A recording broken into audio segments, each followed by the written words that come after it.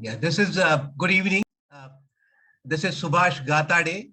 I belong to the New Socialist Initiative and welcome you all to the 25th lecture in the Democracy Dialogue series.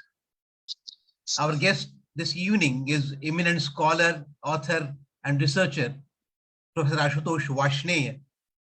He is a SOL Goldman Professor of International Studies and Professor of Political Science at Brown University. We are extremely thankful to him for accepting our invite despite his busy schedule. Before we start, let me introduce Professor Ashutosh Varshney. He had his education. He did his graduation and post-graduation from Allahabad University and did his PhD from MIT. And is basically he focused on three research areas: ethnicity and nationalism, political economy of development, and South Asian politics and political economy. And two of the important works which he has been associated with is the collecting data set on violence, one on Indonesia and one on India. The data set on India is known as Varshney-Wilkinson data set. It's available in public domain. He has many books to his credit: Battles Half Won, India's Impossible Democracy, Collective Violence in Indonesia, Ethnic Conflict.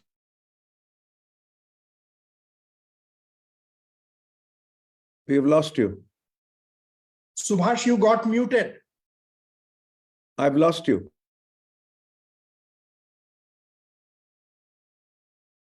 This evening. Yeah, okay. But this evening he'll be talking about India's democratic longevity and its hugely troubled trajectory. Friends, please welcome Professor Ashutosh Varshney. Yeah. You can start now, Professor. Okay, I'll share the. Yeah.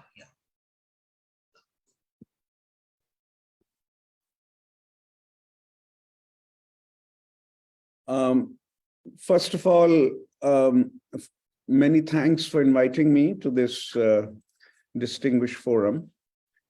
And second, I'm sorry I had to reschedule this talk. My wife and I got COVID actually 2 days before I was to speak. COVID was surging again on campuses as students returned.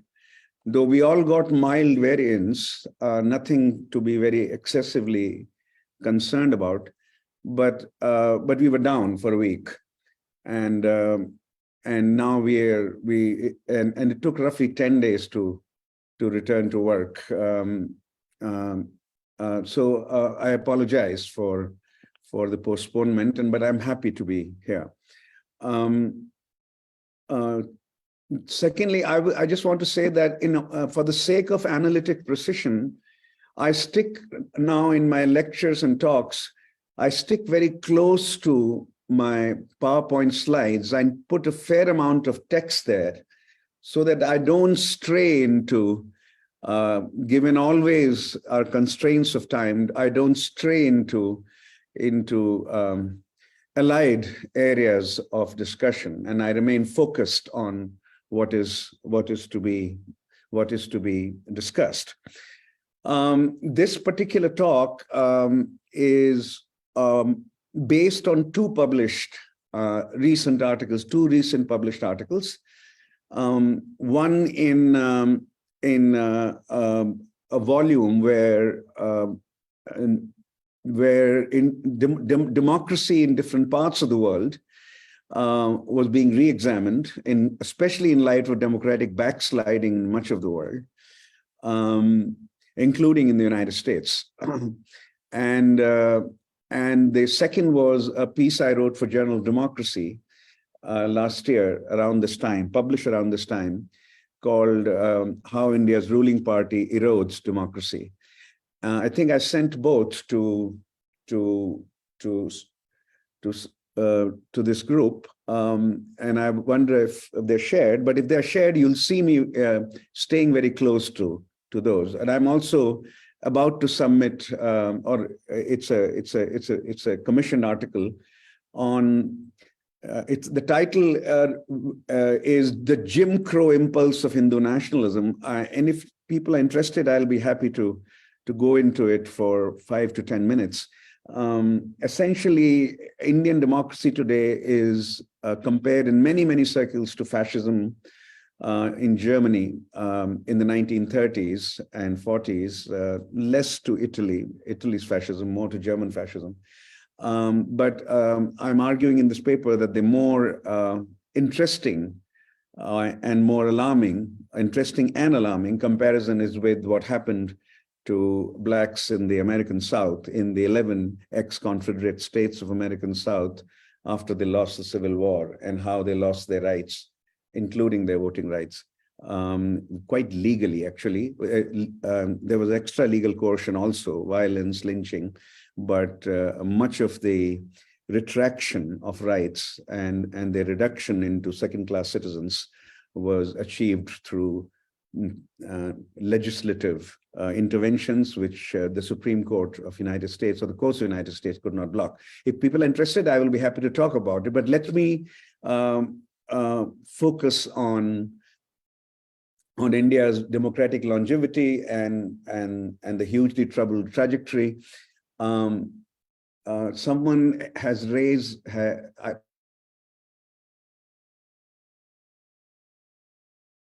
I don't think so. I think it must be a mistake. Mistake. Yeah. So I believe I have 45 minutes to 50 minutes or so to speak, right? 1 hour, you can speak for 1 hour. Yeah, 1 hour yeah. for discussion and 1 hour. Yeah. You can also talk about your latest paper, Jim Crow and Hindu nationalism. Jim Crow laws. Okay. I'll get into that also. Okay. Please. So here is the argument. India's democracy is recognized by democracy theorists worldwide as historically exceptional, especially given its low level of income. And the basic argument of the vast literature on democracy is that there is a very high correlation between income and democracy, that the mortality rate of democracy at low levels of income. There's some discussion about whether a threshold, income threshold, can be scientifically derived, and that particular approach has not worked. It's very hard to have physics-like precision in arguments of this kind. But certainly, what is clear is that at low levels of income, the mortality rate of democracy is very high, which India hasn't seen on the whole. It has seen from 75 to 77, and it might in the coming years. We hope it doesn't, but it might. But this particular claim also, India's historical exceptionalism, it applies mostly to India as an electoral democracy. India has functioned less well as a liberal democracy, and I'll define these terms soon.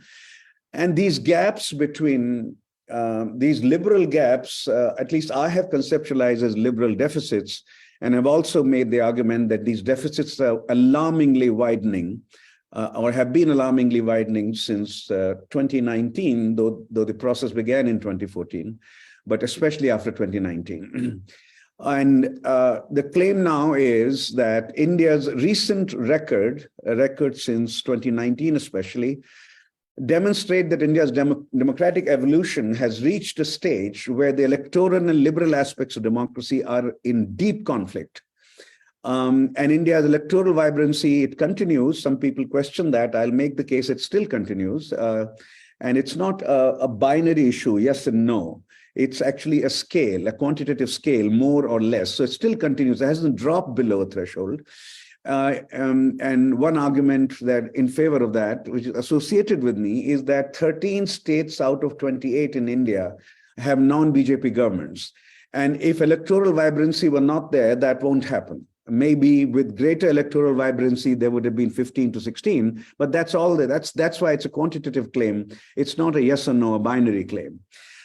So India's electoral vibrancy continues, but the liberalism of its polity is in serious decline. And the argument with which some of us are now associated is that elite choices based on values and interests are central to understanding both why democracy arose in the beginning and lasted so long, and why a decline has set in. So this is basically the argument I'll present. And if we have time, I could also refer to why German fascism is not a good comparison, but what happened to blacks in American South after the Civil War is a better comparison. If I have time, I will certainly say something about that. And even otherwise, if you want, I can say something about that after my time is up. So here are some very, very important scholars who have defined the debate on democracy, their statements on India. The first was Barrington Moore in 1966, whose book, Social Origins of Dictatorship and Democracy, is essentially a post-1945 classic. And he wrote in 66, as a political species, India does belong to the modern world. At the time of Nehru's death in 1964, political democracy had existed for 17 years. If imperfect, the democracy was no mere sham. Political democracy may seem strange both in an Asian setting and one without an industrial revolution. And the argument about the Industrial Revolution basically was that without an Industrial Revolution, incomes cannot go beyond a level, beyond the threshold. Agrarian economies are not rich economies. And therefore, the connection between income and democracy, this was another way of saying the same thing. And the point was not that at high levels of income, democracy cannot collapse. It did in Germany, which had become a high-income country by 1910. It did collapse in Germany. It did collapse in Italy, but Italy was not a high-income country, but surprising as it may seem, if you apply the World Bank data historically. But Germany was, and it did die.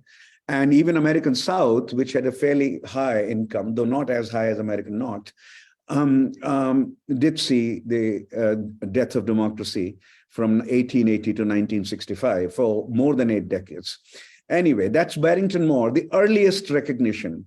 Then 5 years later, it was Robert Dahl, who is the, according to peer recognition, according to all of us, the most important democracy theorist after 1945. Barrington Moore's book is a classic, but Dahl has 5 books on democracy, including Democracy in America and Democracy Worldwide. And in 1989, he made the claim that India is a leading contemporary exception to democratic theory. Then finally, the more recent giant in the field is Adam Przeworski, Polish-American, who is, I think, retiring now from New York University and going back to Paris where he lives. That was a purely statistical account, but a very impressive one. And I will give you a summary of that because it's worth paying attention to. And there the claim, statistically speaking, was that the odds against democracy in India were extremely high and higher than in almost any other country. But he also agreed that this is a highly improbable democracy, which is the title of my last book, India's Improbable Democracy. I will not go into some others, but this is now, let me summarize the key elements of modern democratic theory to anchor this discussion in theory as opposed to our political preferences. And we can disagree with theory, which is fine, and we can talk about why democratic theory has gone in this direction and why not something else. We can certainly talk about it, but let's begin with the core theory. There are 2 ways to define it. One is the minimum requirement, which is elections.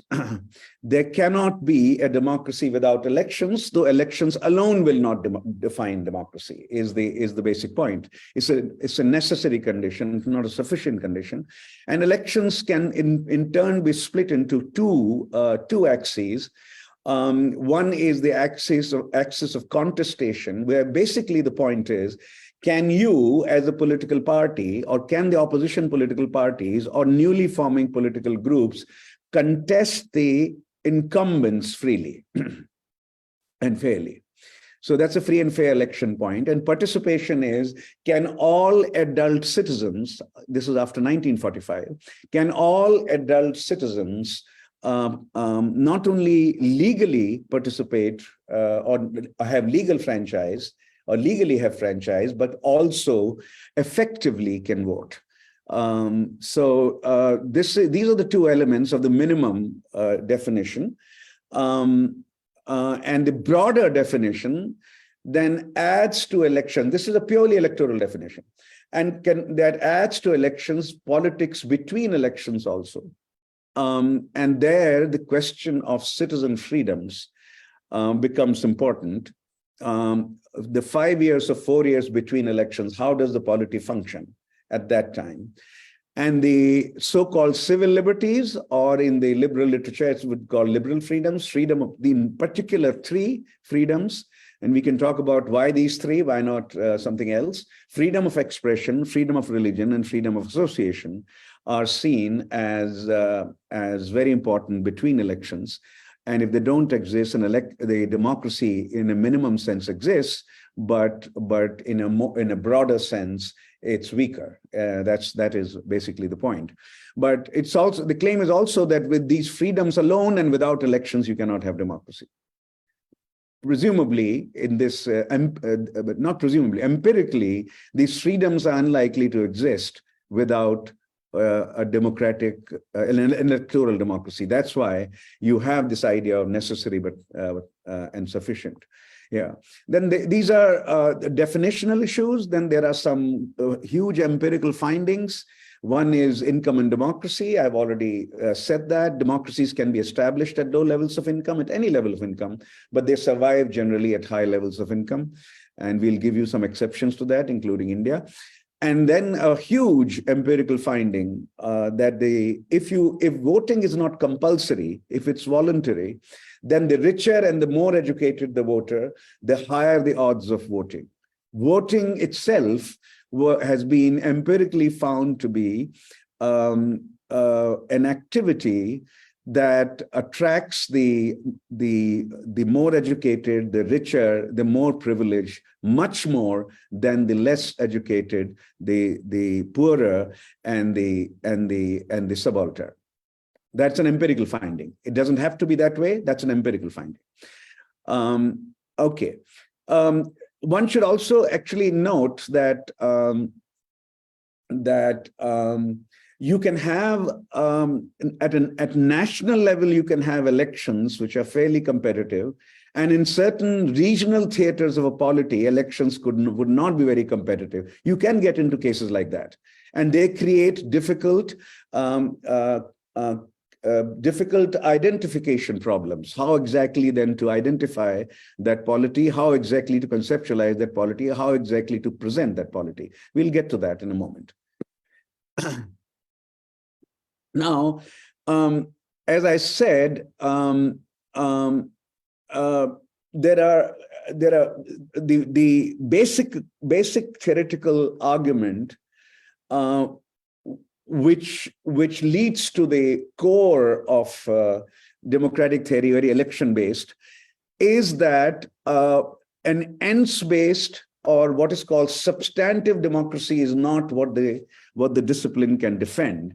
And we can talk about it. It's a very interesting issue, why democracies cannot be defined in terms of goals, but can only be defined in terms of means or procedures or institutions, leaving goals for the citizens to choose, with the exception that one particular goal or some goals cannot be chosen by the people as legitimate.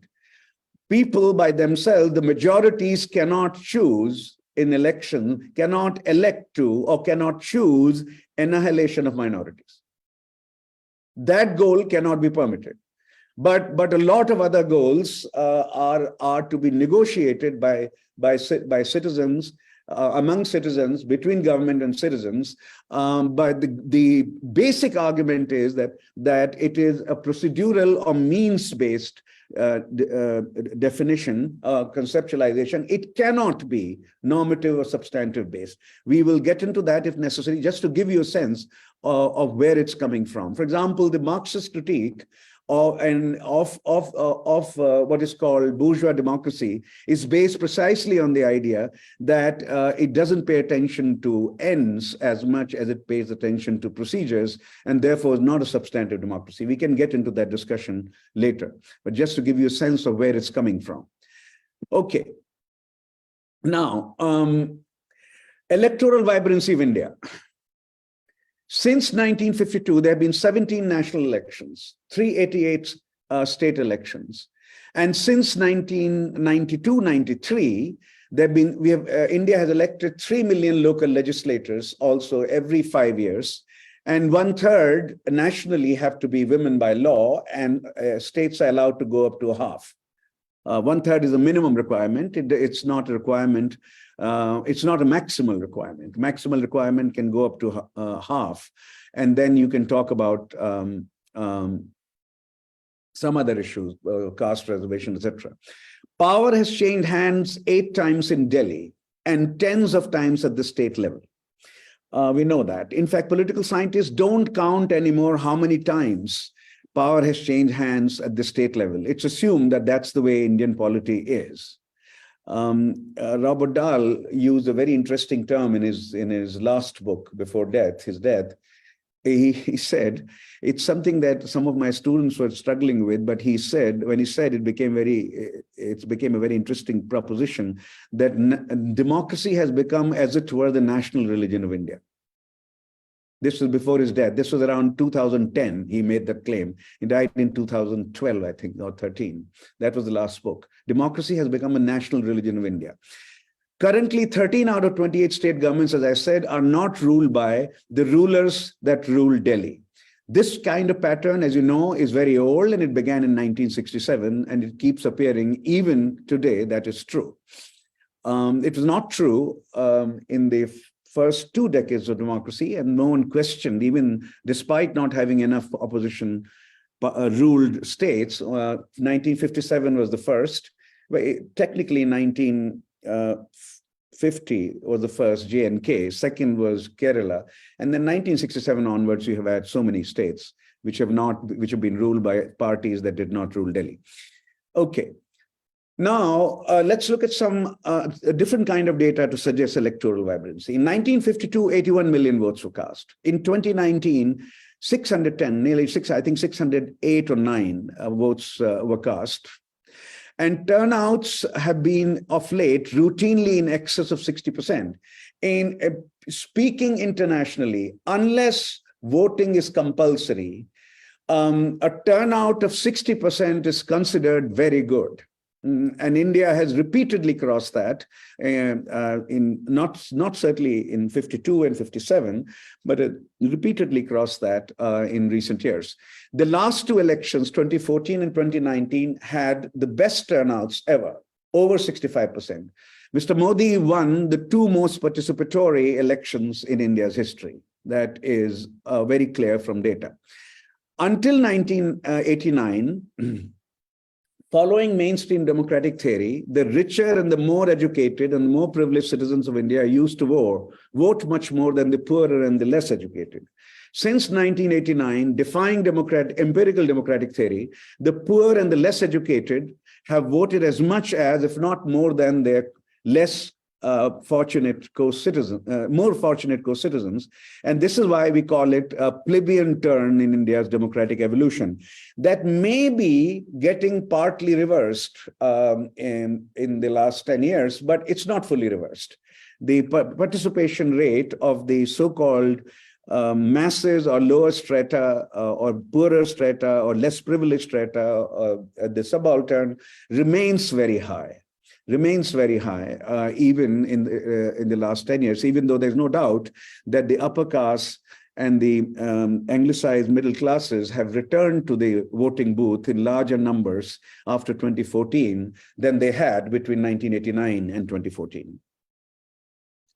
Here is India's Electoral Democracy Index. There is an institution in Sweden called V-Dem Institute, Variety of Democracy Institute, Institute in Gothenburg University, which puts together all these data on an annual basis. So these reports are read by political scientists the way World Development Report or Human Development Reports are read by development scholars and practitioners.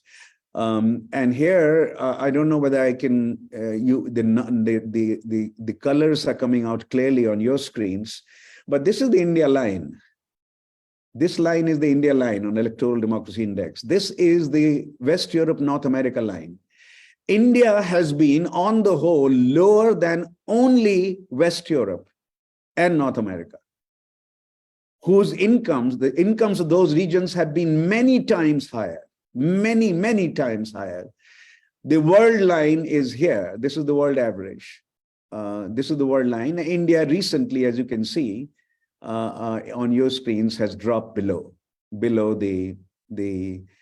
dropped substantially below the North America and West Europe line, and also dropped below the average in very recent years. Now, let's get to the income argument before we get to the liberal democracy argument. I said that Adam Przeworski and his colleagues have given us the most sophisticated statistical treatment of the problem. Their data set covers 141 countries between 1950 and 1990. And it's clear that income is the best predictor of democracy, not the only one. It correctly predicted the regime in 77.5% of the cases. Only in 22.5% it did not. No other single predictor, religion, colonial legacy, ethnic diversity, international political environment, is as good on the whole. So this is what we could call the large N of democracy. How exactly it's defined, we can talk about it, those who are econometrically inclined on this call. But nonetheless, the point is that income is the best predictor of democracy, not the only. India is in the latter 22.5% set. Indeed, if you consider only decolonized countries, democracies that emerged from decolonization after the Second World War survived only in India, Mauritius, Belize, Jamaica, Papua New Guinea, Solomon Islands, and Vanuatu. That's the list. That's it. There are some richer but democracies in the global south. The most important is Costa Rica, and one in Africa, Botswana. But their incomes are much higher than incomes of any of these here in this set. But the reason we are not putting them here is Botswana should be here. I don't remember why he didn't put. Oh yes, Adam Przeworski doesn't believe that Botswana is a full electoral democracy because the opposition parties never ruled there. That's why it's not there. Costa Rica is close to $11,000 per capita. It's about to reach, or it may not reach, but about to reach the high income level that the World Bank has set at 12,800 per capita per year, which China has also not reached at, incidentally, even though it's the second largest economy in the world. Okay. The most surprising case is India. The odds against democracy were very high, and all other poorer exceptions had higher incomes, including Jamaica and Belize. And one thing to note here, if India is the biggest exception on the low income end, Singapore is the greatest surprise on the high income side. So there are surprises on the other side. Also, its per capita income today is higher than that of UK, France, Germany. And last year it crossed United States of America as well. America's per capita is 70,000 in the latest World Bank data, and Singapore's per capita has reached $72,000. No non-oil rich, only oil rich do not have democracies. No non-oil rich. Rich defined by the income classification of IMF and the World Bank. No non-oil rich is undemocratic. China might reach that in what, 5 years, but Singapore is the greatest example. Is the obverse of India, is the point. Now, the idea of liberal deficits. So liberalism itself is understood, has been understood in a variety of ways. And there's a very fascinating discussion in political theory about what is liberalism. But common to all, virtually all, I say advisedly, not all varieties of liberalism are some standard liberal freedoms. These three appear again: freedom of expression, freedom of religious practice, and freedom of association, which essentially we call today civil society. Non-governmental organization. Can citizens form non-governmental associations without coercion? That's the idea, civil society. And these are typically enshrined. Please note that right to property also would be defined. And that was actually in the original liberalism of John Stuart Mill, and the 19th century father, or the father of modern liberalism, basically, John Stuart Mill in the 19th century. He agreed with all of this. He added right to property also. And not only that, but Mill argued that two arguments he made. That was 19th century liberalism. That's not post-1945 liberalism. And that's an important point to be discussed in a moment. John Stuart Mill's basic claim was that if you're not literate, you cannot be allowed to vote. And if you're working class, you cannot be allowed to vote. So on voting, by today's standards, he was retrograde. Except on women's vote. He's the first great political theorist to make the claim that women should have the right to vote, as early as 1850s and 1860s. But on the poor, on the less educated, he would be called by today's liberal standards retrograde.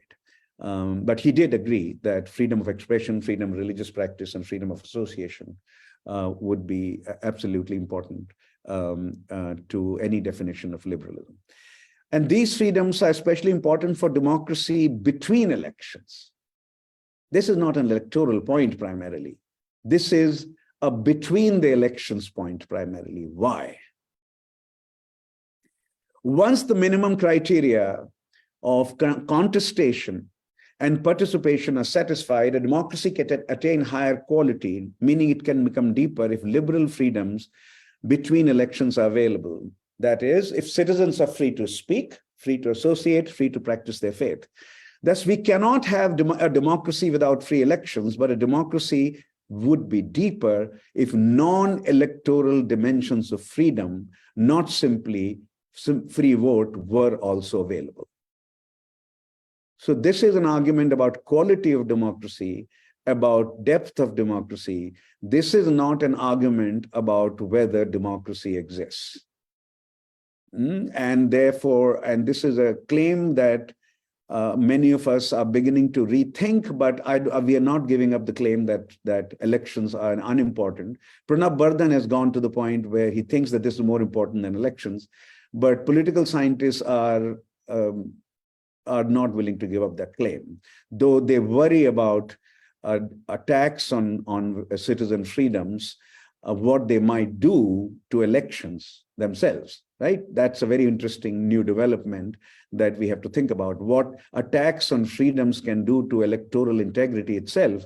However, we are not willing to give up the claim that you can have democracy with just freedom of expression, freedom of religious faith, and freedom of association without paying attention to elections.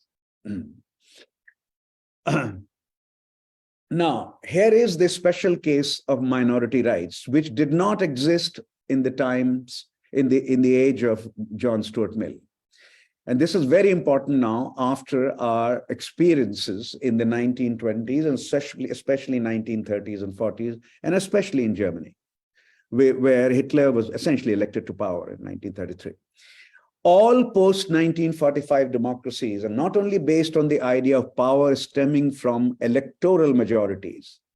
Note, we are not saying demographic majorities. We are saying electoral majorities, and that could be depending on the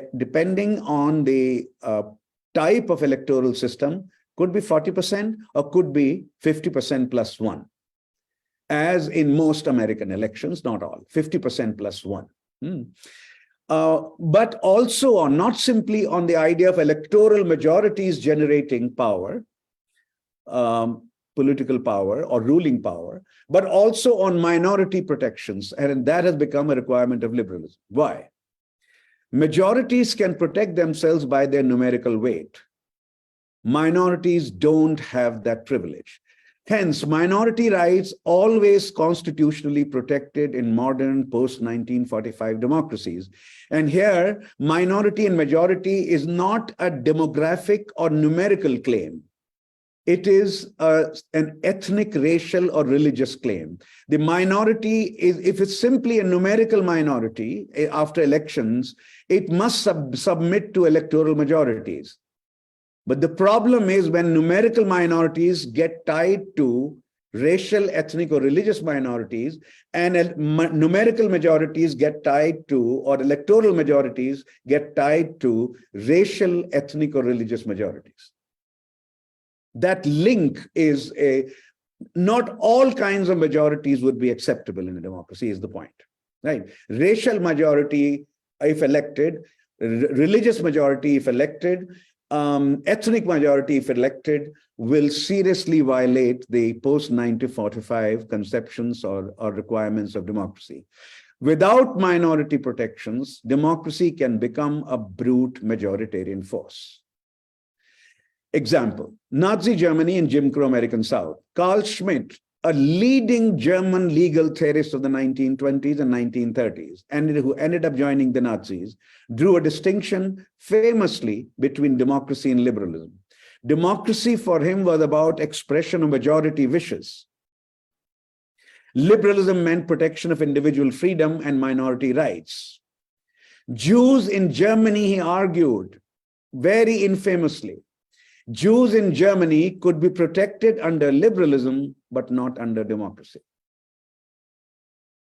If German majority wanted the extinction of Jews, that is a democratic outcome, is the implication of this, and he more or less said that.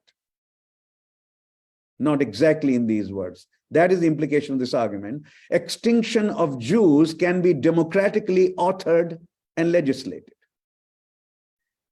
And this is why this distinction between democracy and liberalism, which such a sharp distinction, I should say the sharp distinction was given up after the anti-Jewish horrors of Europe in the 1930s and 1940s.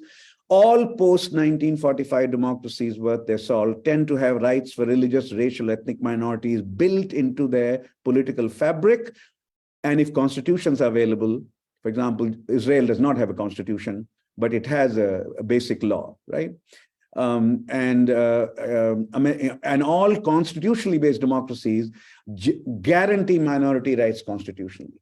If they don't have that, they might not be undemocratic, assuming they have free elections somehow, right? But they are less democratic than they could be, and they could be brutally violent as well. Brutally violent as well. On the liberal democracy index, India, again, for a long time was just below. This is the West Europe, North America line, a rich country line. Now we should moderate this by, this is not a rich country line, sorry, this is West Europe and North America line. A rich country line will have to accommodate now South Korea, Japan, Singapore, etc. Anyway, this is the Indian line. And you can see its drop also in recent years. This drop is slightly bigger than the drop in electoral democracy. We can discuss why the two curves after 2014 are roughly similar for both liberal electoral democracy, and some of us are writing a critique of this, but we don't fundamentally disagree that with the V-Dem Institute, that India's liberal democracy is in decline. We disagree with their claim that India's electoral democracy is also falling at the same rate as the liberal democracy. So their most recent description of Indian democracy, their conceptual identification of India has become an electoral autocracy. That is the argument they're making. And our fundamental claim, there are several things we are saying against that. One of our very important claims is that V-Dem, at the very least, the problem in the V-Dem claim that India is an electoral autocracy is that it's not looking at the state level outcomes. That nearly half of India's states have non-BJP governments. It's only looking at the national level, and we are questioning also how they measure the national level. We do believe it's declining, but we believe that liberal democracy has declined much more than India's electoral democracy. That's the point.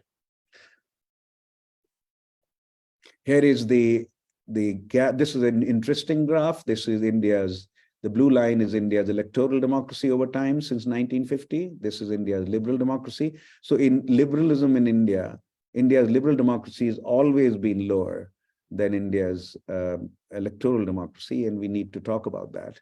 And it might be suggested that this gap that you saw between these two lines is not a specific ailment of Indian democracy, rather given the more stringent requirements of a liberal democracy.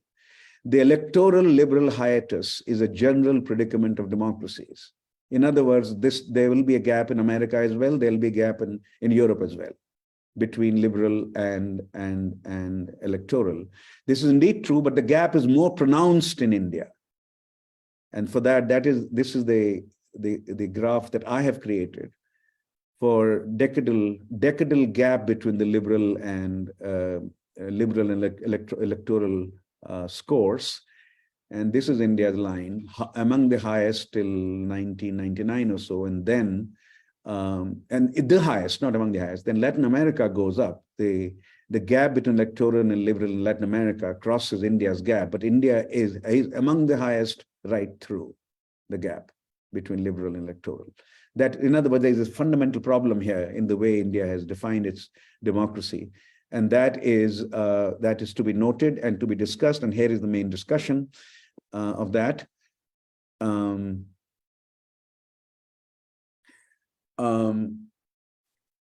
India, civil liberties, freedom of speech, assembly, association, freedom movement, freedom of religious practice have been conceptualized as fundamental rights in the Constitution, and they're justiciable, meaning their infringement can be challenged in a court of law.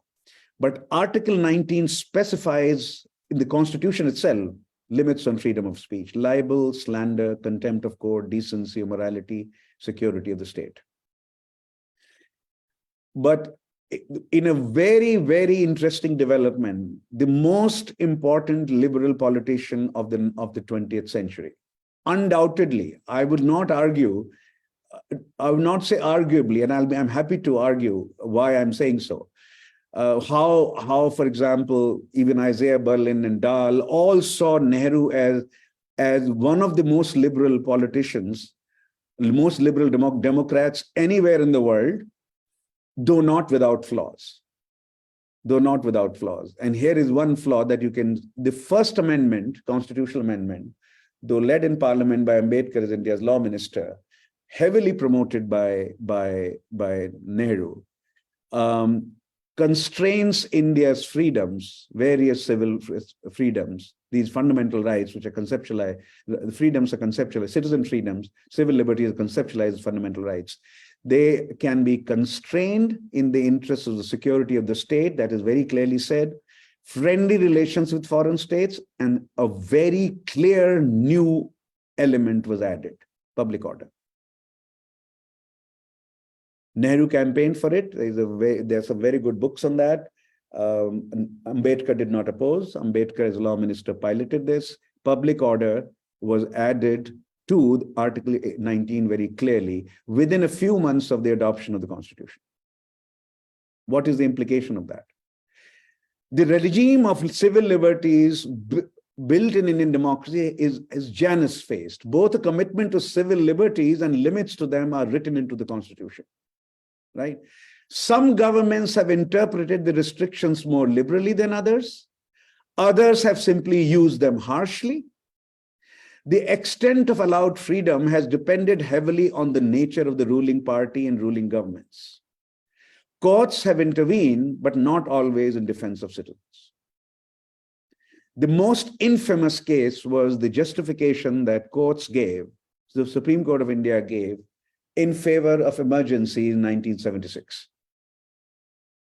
Right? So courts have intervened. It's not, they have often done so, but not in a resolute and principled way. Please note that America's first constitutional amendment is fundamentally different from India's first constitutional amendment. America's first constitutional amendment makes freedom of a speech an unconstrained freedom, which means that a lot of statements that we will call prejudiced statements, a lot of statements that will within India called hurtful statements, hurtful towards blacks, hurtful towards some races, hurtful towards indigenous Americans. These statements made by American citizens are covered under the freedoms protected by America's First Amendment.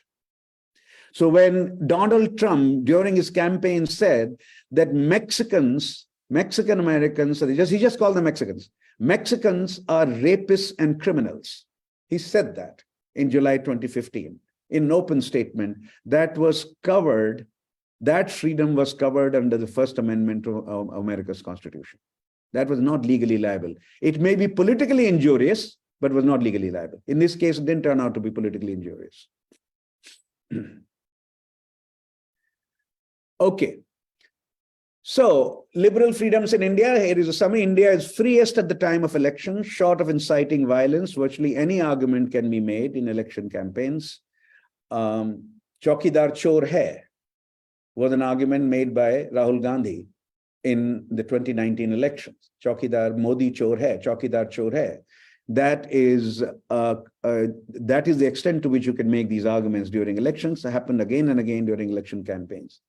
But once an elected government takes over, restrictions on liberal liberties are often placed. Intellectuals, writers, artists, journalists, professors, student organizations, non-governmental organizations can face harassment on grounds that they hurt the sentiments of certain groups or undermine national interest. And this, I said, is rooted in part on how the Constitution views civil liberties. You can always make an argument about public order.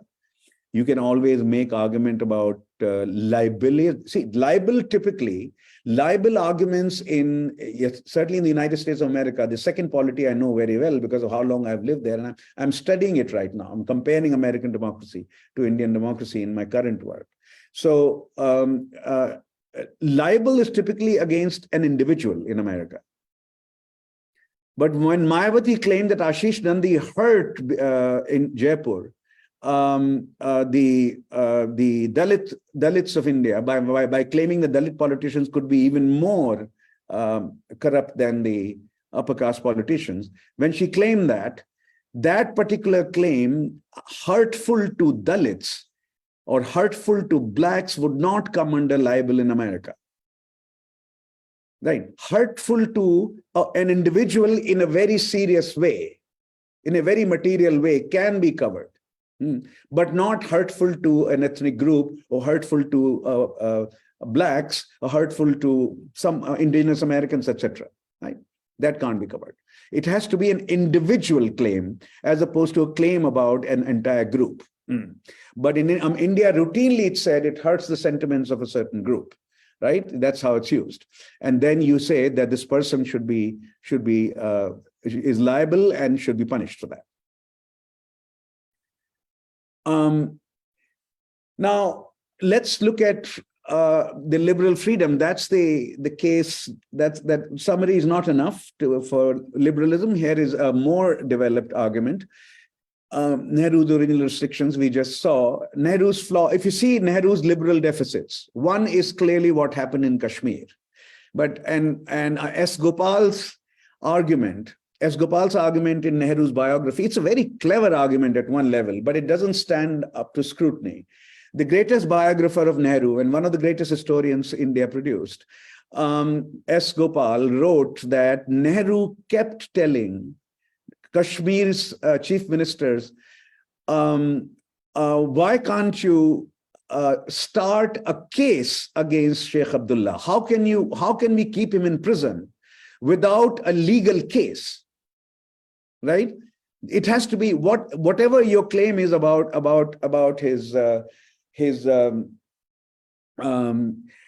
attack on certain principles, certain inviolable principles, let's say, of democracy. Whatever you claim, or his attack on national interest, whatever it is that you want to claim, it should be in the court of law. And Jammu and Kashmir governments would not start a case against him, just kept him in prison. Incidentally, the prison was, I think, 11 or 12 Tughlaq Lane. I've been there, because that's where Farooq lived until 2010 or 11 or 12 or something like that. That was the prison. It was basically home confinement, home imprisonment. And the reason this argument is not sustainable, if you say if you say this is treason, you're holding someone for treason, then the case can be transferred from state to the center. Nehru never did that himself. So there is also an argument about the imprisonment of Chinese during the China War. The way they were, the Japanese Americans were imprisoned in California during the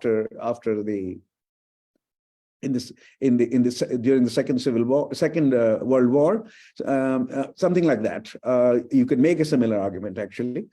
Towards the end of his life, he didn't particularly resist the idea of rounding up India's Chinese community, mostly from Calcutta, and putting them in containment zones or prisons in Rajasthan. He didn't particularly resist. There's no evidence that he resisted that. Anyway, problems common to all kinds of government. These problems that I have listed, attacks on freedom of expression, and are common to all kinds of governments, and they're very well-known examples. The most famous being Rushdie's Satanic versus the banned under Congress Party, because Muslim right claimed it was hurt and their sentiments of Muslims. Also under Congress Party, M.F. Hussain had to migrate because Hindu right claimed that he had offended Hindu sentiments by painting semi-nudes of Hindu goddesses, etc. But these problems, while always present in India, and hence that gap you see, or the liberal and electoral gap is much wider in India than elsewhere, because it's constitutionally rooted. These problems become especially serious when Hindu nationalists come to power, as is true since 2014.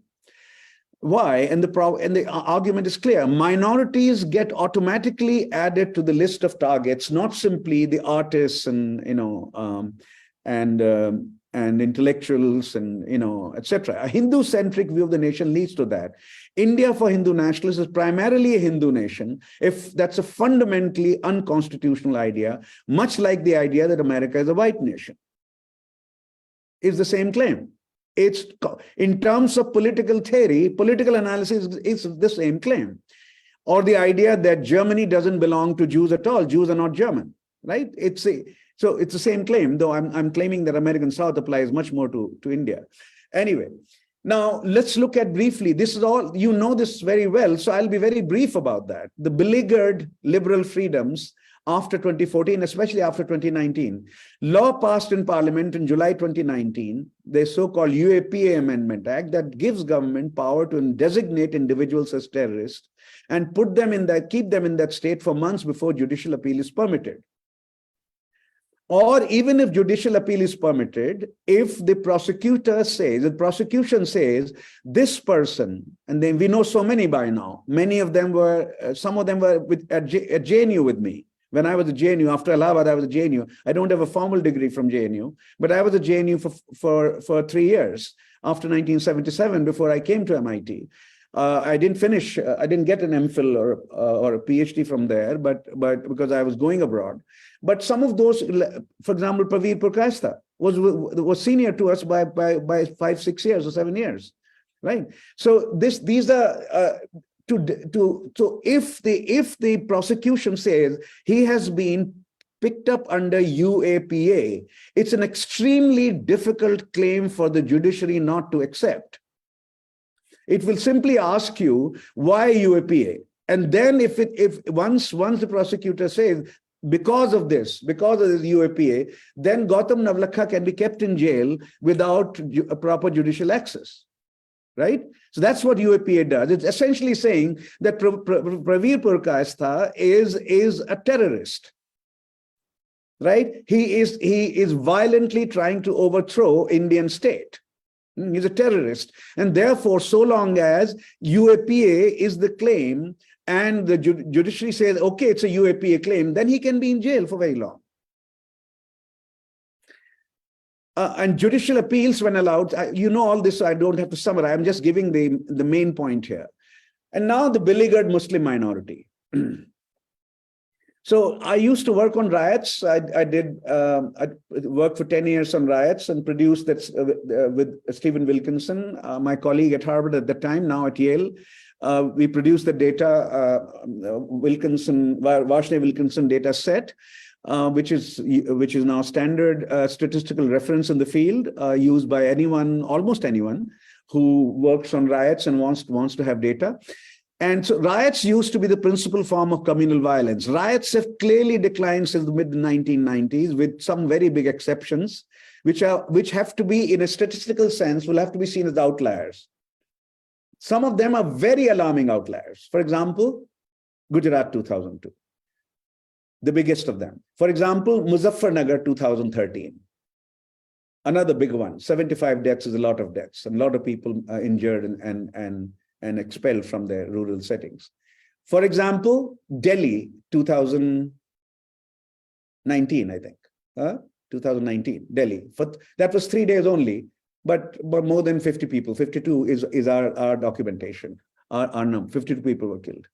So but that's not the main form of violence today. If you compare it to India's history, and we document that statistically in that data set, with each riot, to the extent that we could get information, and information that we could respect as professionals, right? We could accept as professionals. All of that is there in the data set, and is publicly available. But lynching is the new form, and state-sponsored bulldozing, very Israeli style, of minority homes and businesses on grounds of alleged violation of law is the second main form of violence that is emerging. And Muslims are the main victims. We are not allowed to collect data on bulldozing. We are not allowed to collect data on lynching either at this point.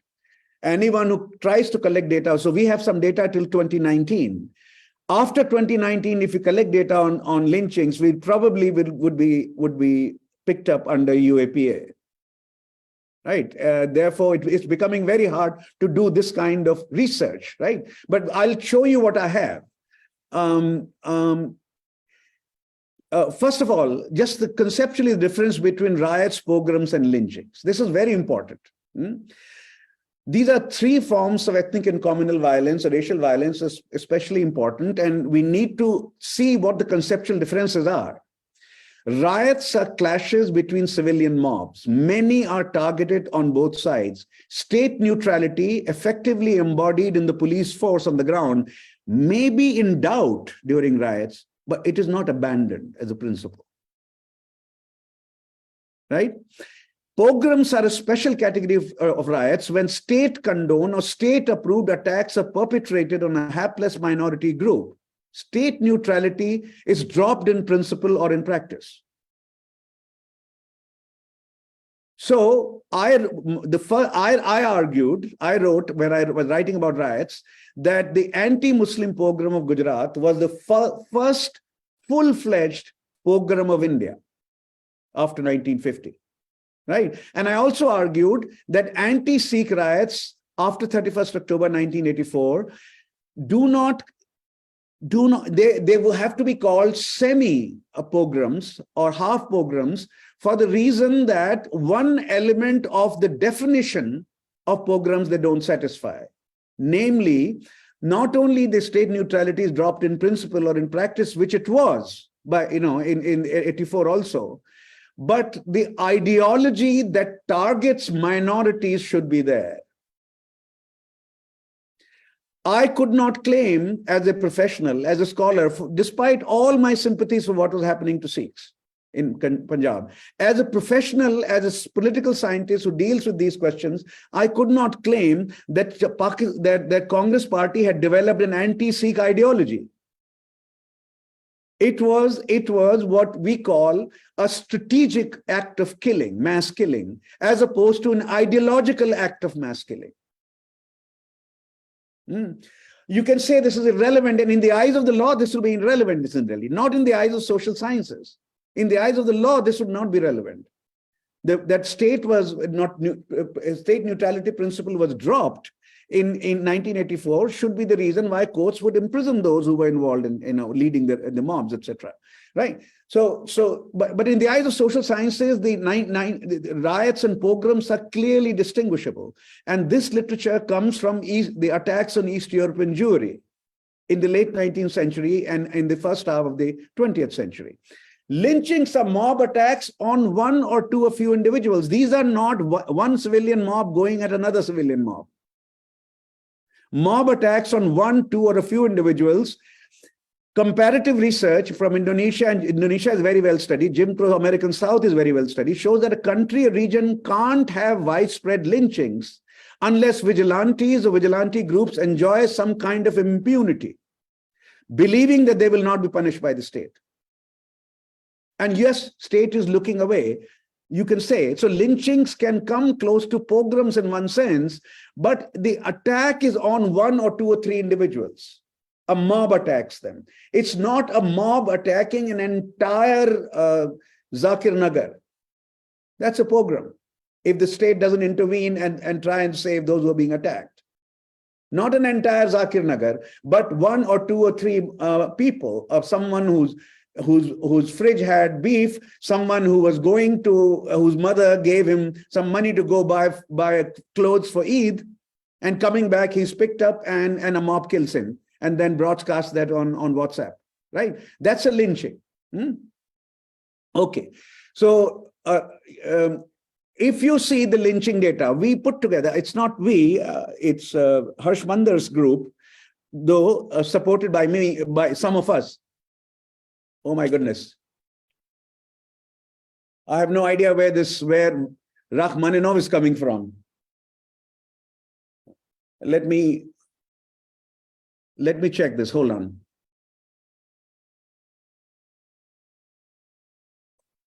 I have no idea what's happening here.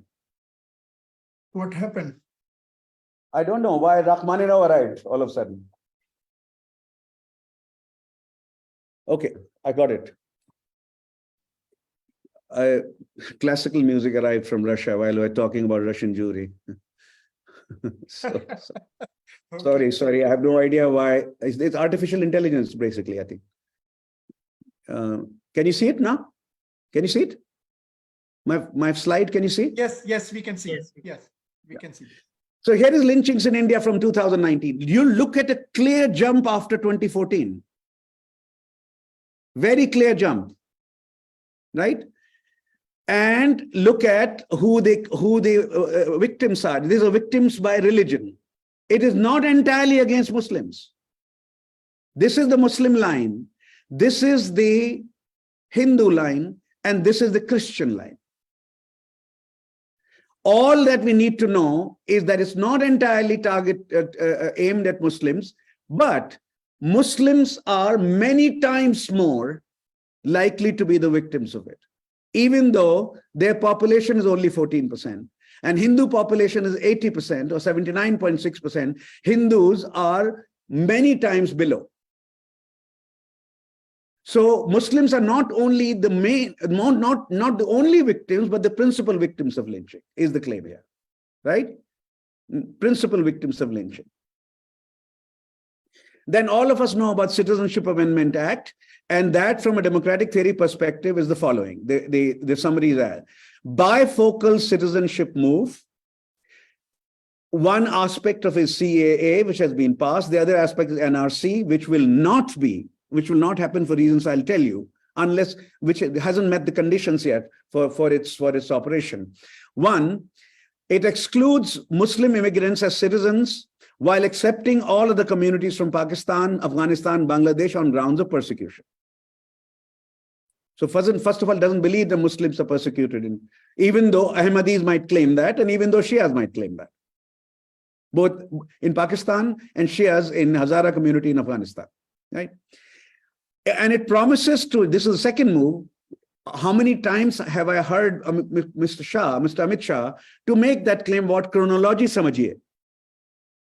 The chronology was, pehle hum CAA pass karenge, with my apologies to our South Indians on this call. I'm half South Indian, so I understand Hindi can be a problem. But Amit Shah doesn't speak. Amit Shah basically speaks Hindi. He doesn't speak English. And chronology समझिए. पहले हम लोग CAA पास करेंगे, उसके बाद National Registry of Citizens लाएंगे. It promises to introduce that, which will render stateless all those Muslims who don't have the documents to prove their ancestry, even if they were born in India and have lived here in this country for decades. Why would this not be a problem for Hindus? क्यों कहा उन्होंने chronology समझिए? Because if Hindus don't have documents, right documents, they can claim वो वापस थोड़ी जा सकते हैं पाकिस्तान और अफगानिस्तान और बांग्लादेश, right? वहां तो नहीं जा सकते ना, तो इसलिए वो effectively वो citizens बन जाएंगे, even if they don't have the right documents. But Muslims will become non-citizens if they don't have the documents. Why can't this be done?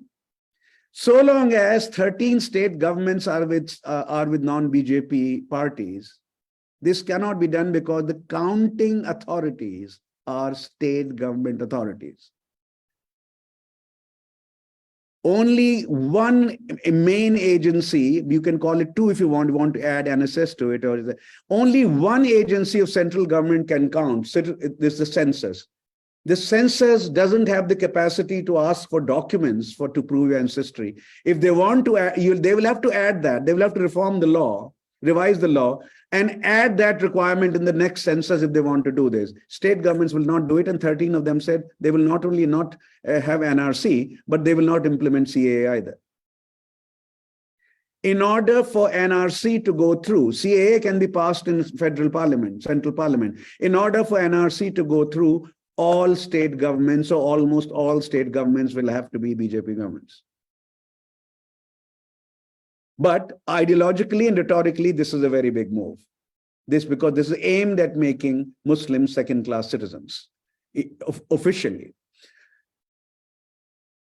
Now, what would that mean, actually? Muslims becoming second-class citizens. Since 200-odd million Muslims cannot be deported or interned. Internment of Japanese American was possible because of numbers. Internment of Indian Chinese was possible in Rajasthan because of numbers. How do you intern 200-odd million Muslims? You cannot, right? You cannot have concentration camps for them. It's a completely impractical idea. So what would that mean? If you become a non-citizen, you won't have the right to vote. That's what it can easily become a project of Muslim disenfranchisement. And we know that only 8 to 9% Muslims have thus far voted for BJP. If half of them can be disenfranchised, then even that vote, which is typically anti-BJP, with the slight exception of Gujarat, very slight exception of Gujarat, where the numbers touch 12 or 13% now, right? 8% is overall India. Even that source of BJP's, of opposition to BJP, of voters' opposition to BJP can be taken away. And this will be legal. This is how it was done in American South. This is why American South is very important. Anyway, we'll get to that in a moment. Okay. Now, I think I should summarize now. I've gone on too long. Yeah. So I will not go into values and structure and all that. I think this is enough, but I'll be happy to say how we understand now how a new scholarly trend that is emerging, how it understands rise of democracy and stabilization and decline, not in terms of structures, meaning class structure, ethnic structure, level of inequality, cultural practice, but in terms of agency, in terms of what human beings do, especially what those who have power do, their values and their decisions, as opposed to structural characteristics of a society. And so we can do that, but let me summarize. The one implication of this argument about values for modern day India, I have divided up the focus on elites into three parts: the founding moment and the formative period of Indian democracy, the period since the only nationwide breakdown of democracy, 77 to 2014, and the period since 2014. In the first period, elite values played a big role, I argue, and I provide a substantiation, a documentation of that. In the second period, while values can explain the behavior of a segment of elites, a large section of political elites in India developed serious interest in the persistence of democracy.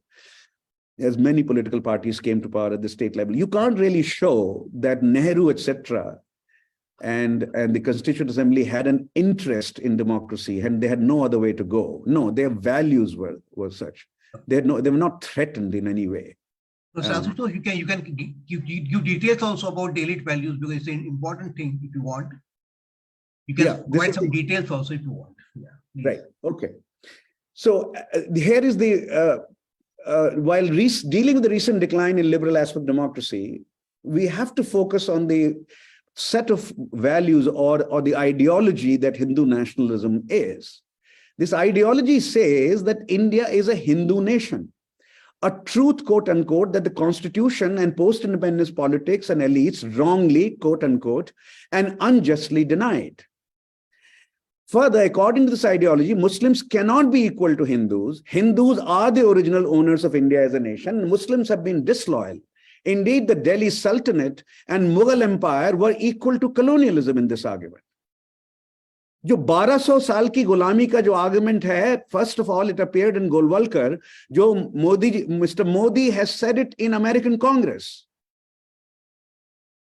in an open speech. First, that speech was given in New York in the Madison Square Garden in September.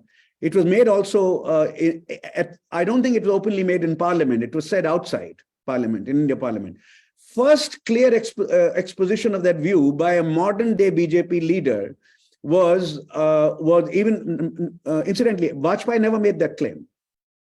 Advani did, I don't think ever in Parliament. And Modiji first in Madison Square Garden, but the most remarkable and daring exposition of that, but by not daring for him, certainly not daring, it would have been daring in 2014, so by not daring, was in American Congress in June. That colonialism did not start with the British capture of Bengal in 1757. Colonialism began, one argument is, began with the capture of Sindh in 711. That bin Qasim. And the second argument is that at least, if you don't believe in that, because it was that capture lasted some 3-4 years only, if you don't believe in that, then it began at least with the rise of Delhi Sultanate in 1206. And therefore, Qutub Minar should be brought down in the pure eyes of the ideologue. Qutub Minar should be smashed, and maybe Lodi Garden can be smashed to pieces. A new garden can emerge there, which will not be called Lodi Garden, which will be called something else. At the deepest philosophical level, this idea is that rights should be given should not be given. If you go through political theory, and how political theory, I'm a political scientist, I keep returning to political theory because these ideas have been discussed a lot.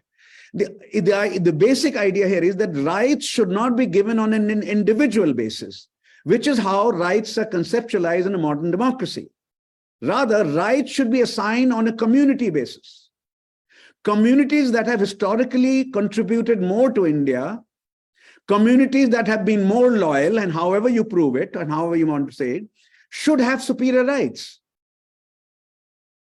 Even in principle, let alone in practice, this notion violates the idea of citizen equality, which is the centerpiece of modern democracy. It simply says that if majorities want to say that, like as in American South or as in Germany, if majorities want to say that communities should be given rights and some are superior and some are inferior, then that's perfectly fine. That's democratic, they're arguing. That's a democratic wish of India, which must be respected, and Muslims therefore will be second-class citizens, and the Christians will be 2.5 or 1.5, something like that, right? That's the argument. So to conclude then, India's recent democratic decline is not because elections are not free. First of all, India remains electorally vigorous, and we will test this next year. The decline concerns the liberal dimensions of democracy. It is rooted in an ideology which seeks Hindu primacy above all. And its natural enemies become liberal intellectuals and minorities. They see that as an alliance, and that is picked up, that particular argument, the alliance of liberals in their view and Muslims Minority. That is picked up in the phrase that it's very ideologically charged phrase that Mr. Modi used, Khan market gang. The two are combined in that. Where do in that perception, rightly or wrongly, where do in Delhi's liberals live? In Jorbagh, in golf links. That's not true. They're not liberals, a lot of them. But here liberals mean those who are exposed to the West and those who are anglicized and English speaking. Sujan Singh Park, golf links, Jorbagh. Where do they shop? They shop in Khan Market. Khan Market. Who created the Khan Market? We know Nehru created the Khan Market. Why did he call it Khan Market? He said one of the greatest supporters of Indian freedom was a man called Khan Abdul Ghaffar Khan and their son. So you who are coming from Punjab, you, Mr. Khanna, you, Mr. Chopra, if you apply for a shop, we will entertain your application. You'll probably get a shop. But your shop will be open, Mr. Bari. Your shop will be in a place called Khan Market. That is the liberal minority collaboration in this perspective. Because Hindu nationalism have always targeted these two together for that reason, the ideologues. It is not very different from the idea of white supremacy in American history, especially in Jim Crow American South. Liberal democracy, while it might have flourished in the American North, was dead in American South for 8 decades, 1880 to 1965. Democrats worldwide hope, and I do, that India's turn towards Hindu supremacy does not last as long, does not last 85 years, which is what happened in 11 states of America. Let me stop there. If you want this idea to be discussed further, I will, but I've taken too much of your time already. Thank you. Thank you very much, Professor Ashutosh Varshney, for a very thought-provoking presentation and making some new points about how to look at the Indian experiment of democracy. Before I invite participants to share their views and share their comments and queries, I will request my friend and senior comrade, Ravi Sinha, to say a few words and then we can start. Ravi. Thank you, Subhash. And can we take the slides down so that we can come in the grid view? Okay. Yatin? Yeah, okay, great. Thank you so much, Professor Varshney. Thank you so much for accepting our invitation. And please call me Ashutosh. Please call me Ashutosh. Thank you, Ashutosh. It is such a wonderful lecture, remarkable for its conceptual clarity, precision, and scholarly erudition. Of course, all this is expected from you, but still we have to say this. It is wonderful to have you here. While Subhash and Bhargav present their list to invite others to give their comments and questions, let me start by, I am just floored, I'm just so impressed, such a wonderful, clear, cited lecture. One thing I was thinking is that the plebeian turn to electoral democracy, if in any way that is correlated with the liberal deficit that you have talked about, one concept that I don't know how it comes in scholarly democratic theory is the concept of nation. How a society views itself, identifies itself, self-identifies itself. So if following a famous definition, if a community imagines itself as a nation, as a political community imagines itself as a nation, how does that relate to this? Is it in some way correlated with this liberal deficit? Like when people start voting against their own interest, what are they driven by? So the identity trumps their material interests. And in some way, it seems that how they identify themselves, the cultural dimensions or self-identification dimensions, they come into play. So even though in your conclusion, I was reading those things coming into play, but it was not very explicit. I wonder if you would comment on the relationship between the concept of nation and identity and liberal democracy. This is a very important question, because one of the ever recurring problem in political theory is there a fundamental contradiction between nationalism and liberalism?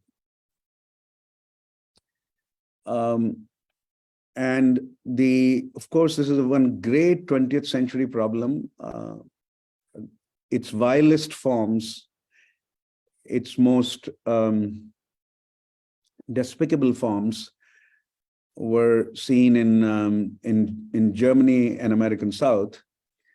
An American South argument basically was not different from what BJP is saying. It's the whites who set up America. How can blacks be equal to whites? Right? That was the argument. And the second version of that argument was, how can former slaves be equal to their former masters? But more important, the second argument could not be made very openly because the constitutional amendment, 13th constitutional amendment, had already abolished slavery in 1864. And 14th constitutional amendment had given them equality, equal citizenship, and what is called civil equality. And 15th amendment in 1870 had given blacks finally, all adult male blacks, no women at that time, were given franchise, that is 19 teens, but all adult black males were given vote. And their vote was equal to, had the same weight as the vote of a black man, is the same as the vote of a white man. Okay. This is just a general illustration of the problem. If you say, whites made this country, how can blacks be given equality? This is an argument that nationalism is superior to liberalism. Right? Liberalism would argue, no, the ones who, however a nation is constructed, Israel is making this argument, has been making this argument for some time, right?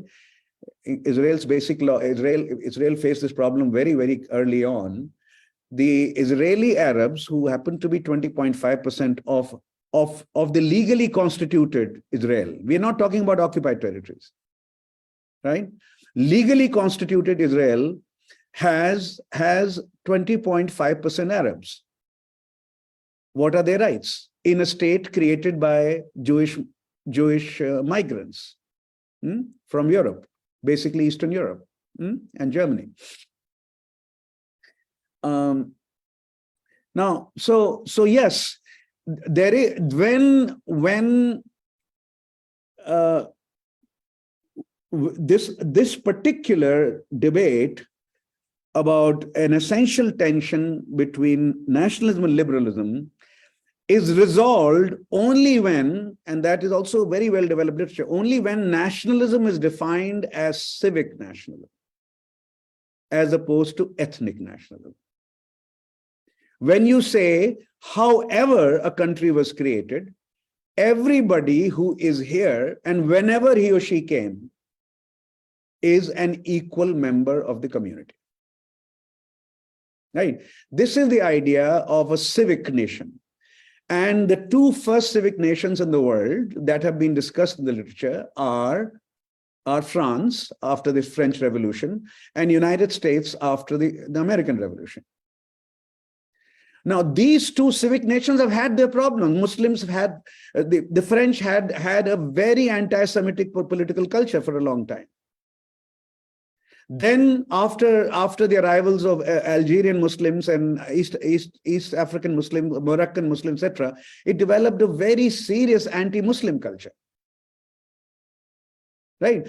But at least once civic nationalism has taken hold, you at least get a political struggle between those who want to say that Muslims cannot be true French and those who want to say they can also be true French and they can win you football games. Right? As well as, yes, blacks can be true Americans. Why? Blacks have led our armed forces. Blacks, of course, have led so many of our sports. Blacks have led our armed forces. And blacks, how can you say they cannot be true Americans? And they cannot do what whites have done for the nation. So see, at least once you define it in a civic way, when the nation is defined in a civic way, if that is how it's imagined, to use your term, that's absolutely right. It's an imagination. So in India's constitution imagines India as a civic nation.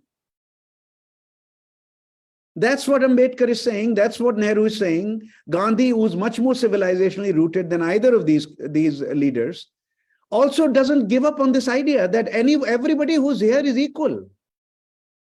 A true Hindu, a very religious Hindu, much more so than Savarkar. Savarkar was not a Hindu. He called himself an atheist. Golwalkar didn't call himself a Hindu by religion. Hindu by nation, he says. Hindu by nationality, Hindu by culture. Right? Gandhi is a seriously religious Hindu who is saying everybody is equal. Muslims are equal to Hindus. Right? So at least even Gandhi, a religious figure and a political figure at the same time, they are imagining and defining India as a civic nation. Right? So even to then summarize what I'm saying, even civic nations will have political thrust coming from ethnic nationalists, as France has experienced, as United States has experienced. Right? However, once that is structured in laws and structured in constitutions, and a political campaign is also made on behalf of that, then you have the possibility of returning to a civic nationhood. Germany and Japan, the two ethnic nations most systematically studied in this literature, have a great deal of trouble with migrants, which they've not been able to resolve yet. How many Turks can be citizens of Germany? Turks coming to Germany to work as industrial workers right since the 1950s.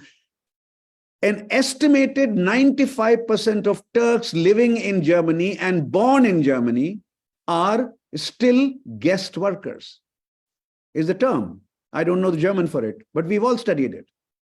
Japan finds it extremely hard to have non-Japanese migrant workforce, even when they need it. Right? So they were not imagined as a civic nation. We are imagined as a civic nation. We will have ethnic challenges coming to it. But we must return to it as a political project, not simply what is there in the Constitution. Right? Look at, now I think, just look at Nehru's role here.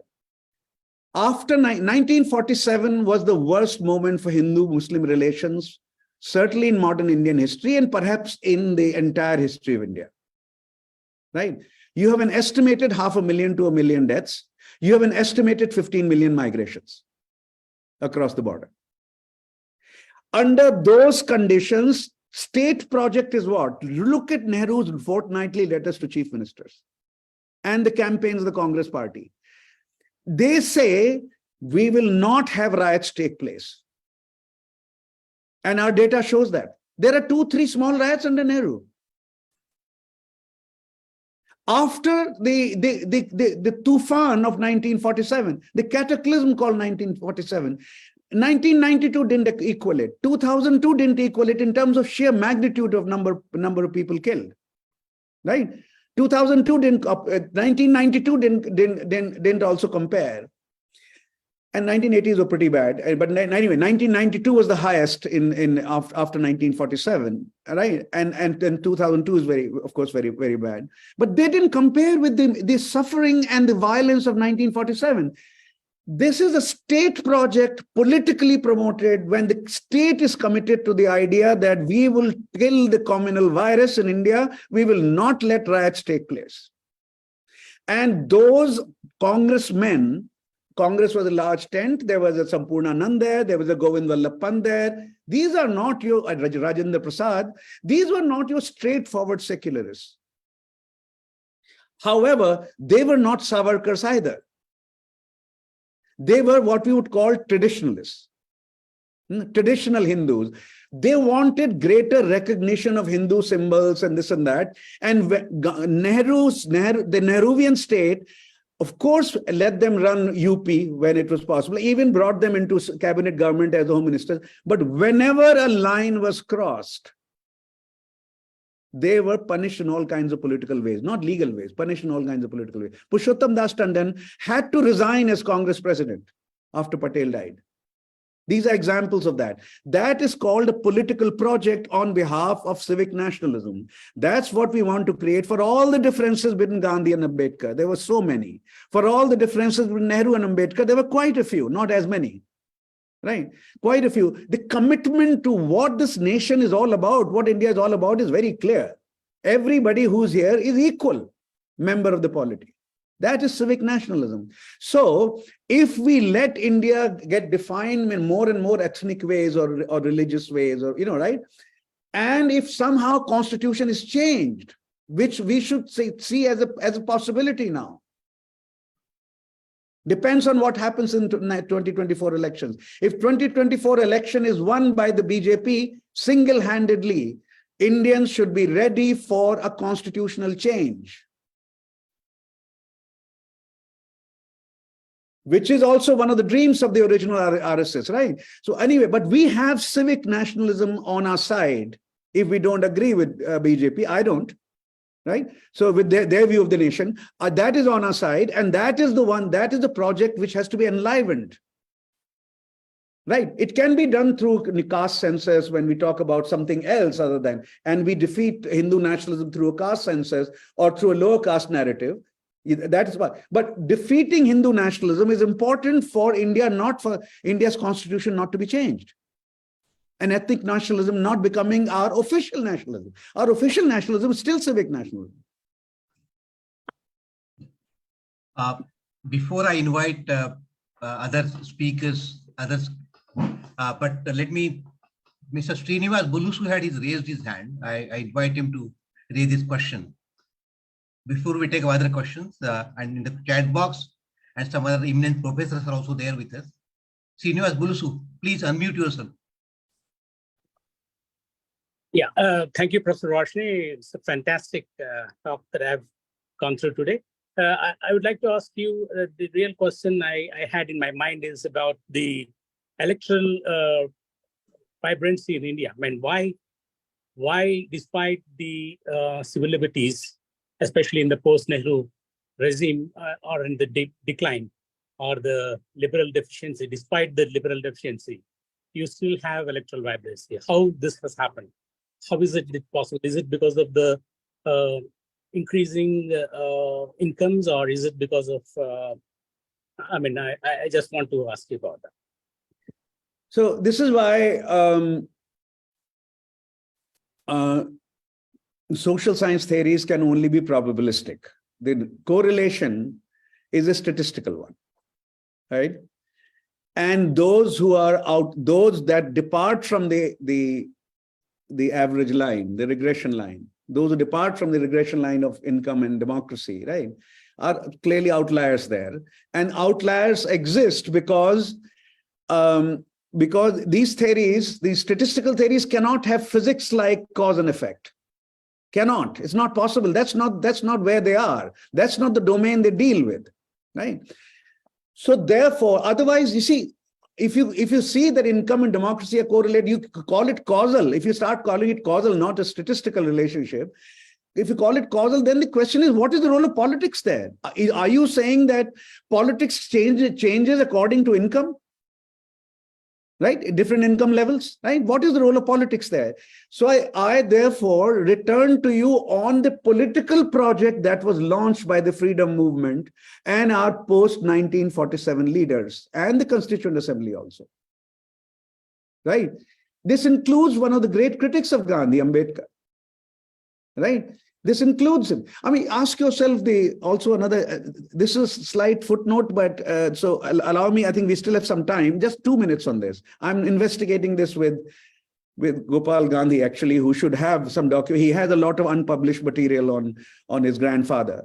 My view is that Ambedkar was made the head of India's constitution drafting committee because both Gandhi and Nehru agreed that should be so.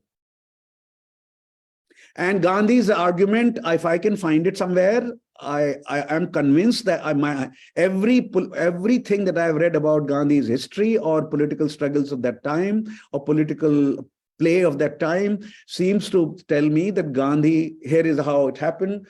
Nehru's asking Bapu, I think Ambedkar is the most educated of us all. He has 2 PhDs and he has been called to the bar in London. You were called to the bar in London. I was called to the bar in London. So he has law, he has economics, he has political theory. He's the most educated political leader of the country, and he happens to be a Dalit. What a remarkable combination this is for the starting point of our independence. We should make him the head of our constitution committee, drafting committee. We will all play a role, but he should have a very visible and important role. And Gandhi says, what a good idea. Wow, yes, yes. Oh, we disagreed, but this is an important point. The most educated of us is a Dalit. And this is a great opportunity. He should be the head of our constitution making committee. Right. So anyway, I say all this because see, political projects cannot be read off from income levels. There is some connection, but there's a statistical connection. This cannot be cause and effect connection. Politics begins to create new realities. In political theory, Thomas Hobbes was the first big writer, theorist to say that you should not see politics as an outcome of social and economic forces. Politics has an autonomy of its own. It can create new forces and new realities. Right? So India's commitment to elections, if you read Nehru at several points, Nehru is very troubled by how campaigns are very cheap. Political election campaigns become really cheap and nasty. At one point he writes to his sister, but we should nonetheless have elections. Elections is the only way to run a modern government. Sometimes they attack me for this, sometimes they attack me for that. They attack this guy, our Maharashtra colleague for this, etc. for that. You know, how he eats, what he does, what kind of background he comes from, all kinds of things. Chaukidar Chor hai was not only in 2019, it's earlier also. Shashi Tharoor ke paas 50 crore ki girlfriend hai. Ye abhi nayi baat nahi hai, to purana bhi tha ye. And Nehru gets very tired sometimes, but he keeps saying elections are the only way to have a government. Every 5 years, the government should be elected by popular mandate. That became a political project. By the time he's died, it's 3 elections already. Right? In the first election, Ram Guha is very good on this. And he goes through the history of first election. First election of India took 6 months. And ballots were sent on camelbacks on boats and brought back on camelbacks and boats from some places. It took 6 months to hold the first election, a national election of Lok Sabha election, first national election of India. And he was committed to it. Whatever the difficulties, let's do it. That is the only way to run a modern government, is the claim here. So to summarize, therefore, it's a political project. The elections became a political project, and the politics was not equally committed to civil freedoms.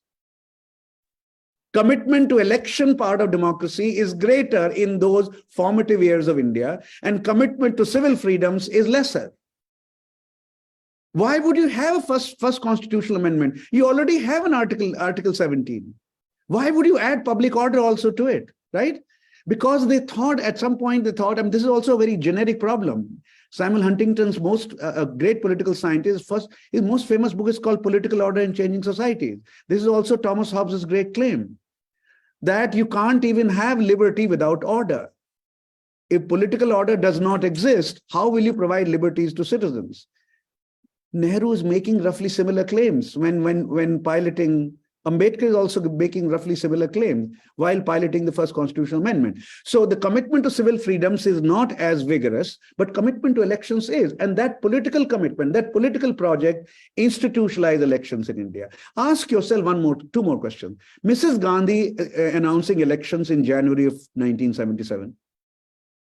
Why did she seek, even if her intelligence agencies misinformed her or were not informed about the real feelings of people. Either way. Why did she even seek electoral legitimation?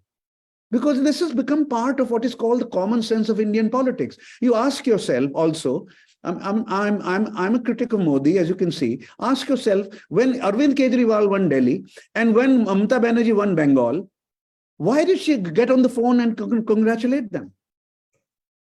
As opposed to using coercive powers to try and nullify the election. Right? So I think the political project of elections as a way to run a democracy became central to the first 20-25 years, became part of India's political common sense. And to uproot this common sense will take a lot of work. Even Hindu nationalists will find it very hard to uproot this common sense. That's the answer. Mr. Varun Mitra has raised some question in the chat box. I request him to share his query. Varun Mitra. Hello, Varun. Varun, Yes, please. hello, Varun. Hi, I can see you. Yeah. Please, your question. Will you please repeat your question? I know the distinction that you do between the liberal values and the electoral aspects of the democracy. You're not audible. Varun, you are not audible. I can't hear you, Varun. Can we read you on the chat box in case this you can't solve the sound problem? Yeah, Bhargav, please. Bhargav, please. Probably I can help. Yeah. Sir, Professor Varshney, thank you very much for this enlightening speech. I will help you by reading questions from the chat box. Yeah. Mr. Varun Mitra, this question is like this. Is there a political theory that explains the divergence between electoral democracy and liberal values? Democracy is a procedural thing, while values are primarily cultural. Is this increasingly manifesting in the rise of democratic authoritarians and populist leaders in so many democracies in the last decade? All of them seem to have adopted majoritarianism as the essence of democracy, and it has largely coincided with a particular ethnic identity. Great question. Yes. So democracy cannot work without the idea of political equality of all. Democracy is not about economic equality of all, right? Just political equality of all is the idea, right? Political and civil equality of all. And again, the problem appears, and democracies have to resolve somehow, that some members of the polity begin to claim that this very procedural and definition, which is based on the idea of political and civil equality, this particular definition is weakening the nation. It is rewarding those who are not committed to the nation as much as it's rewarding those who are committed to the nation. And typically, majorities can claim this much more easily than minorities, because minorities always worry about minority rights. There are very few exceptions to this after 1945. There are some, you'll find some minorities who don't mind being submitting to majoritarianism. You can find them, but increasingly rare to find minorities who would accept something like that. For example, the Chinese minority in Malaysia, I've done research there. Basically accepted Malay supremacy, basically, though not very willingly, basically as a pragmatic compromise, right? But they've said, all right, Malay supremacy in Malaysia will have to be accepted, right? Now, so this is a generic problem, and it's not clear there's a way out. The way out would have to be that not granting political and civic equality to all communities would weaken the nation even further. What is your claim? Your claim is wrong. If your claim may be right in a short-term way, but the claim is fundamentally wrong, it will weaken the nation that you care about even more. This is no longer 19th century when this claim could be made without blinking the eye. It was made, regularly made in the 19th century. right? And even early 20th century, it was, I mean, after, think of Carl Schmitt. Carl Schmitt is a serious legal mind and political mind. He has the highest, among the highest chairs of German universities. German universities were famous before the rise of fascism. German universities used to be called better than anything else, even better than Oxbridge. Rightly or wrongly, right? He has a chair in the leading university of Germany. And he's finally making this argument that the Jewish minority has to be disciplined, right? And it's not this minority has to be disciplined, has to be. I mean, I didn't say extinguished or eliminated, but he did say that if German people want Jews to not be citizens, if that's what German people want, and that's what majority wants, it'll have to be done. Right? So Baron, you're right to raise this. It's an old problem that democracies will keep experiencing. This is not the last time, they will. However, the answer is, I can show you that by this kind of tweak or that kind of tweak, in the way we politically function, in the way we politically mobilize, in the symbols we use, by this kind of political adjustments, we can address this problem. We can perhaps respond to some of your anxieties. We can't respond to all of your anxieties, but we can show you that what you're trying to achieve will actually weaken us, weaken you, the nation that you want to be strong, even more. Hitler was absolutely certain that Germany would come out stronger that way.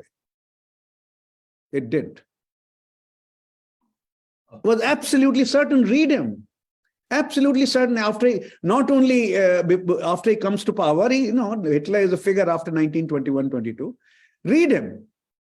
He says that is the way to make Germany strong. And Germany, after 1945, there is no mainstream politician of Germany who's made this claim. It made Germany weaker. Germany lost. Right? That is the argument to be given. Mr. Modi ji, how is this going to make India stronger?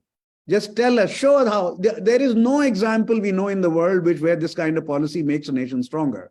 Whatever is the short-run problem, let's try and solve it. But in the long run, this makes the nation weaker. We have so much. This made the American South weaker. This made Germany weaker. Italy had to give up all this. Italy was not very anti-Semitic to begin with. It became anti-Semitic under the influence of Germany. I'm reading up on that also. In the late 30s, Mussolini is basically anti-communist to begin with, which Hitler was also. But he was not anti-Semitic. He had a Jewish girlfriend, partner for very long. And it's by 1937-38, under great pressure of this thing, he finally accepts the anti-Semitic claim. And by the time, of course, Hitler is beginning to occupy much of Europe. He's already captured France by 1942. Right? He's captured, so they're all he's capturing virtually all of Europe. It seems like the Germans are going to be the biggest power in the world. But no, it unraveled. This cannot work. You cannot keep 200 million people under your thumb, tell them just to behave as non-citizens or second-class citizens. You won't have the same rights as your Hindu neighbor next door or in the next neighborhood. And we'll segregate you all. We'll segregate you all, and we will not let you eat what you want to eat, and we'll let you dress how you want to dress.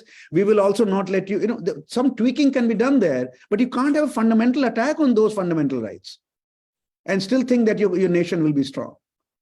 So that's my answer to you. I hope it's at least satisfactory to some extent, but it's a perennial problem. We are facing it in our lifetime now.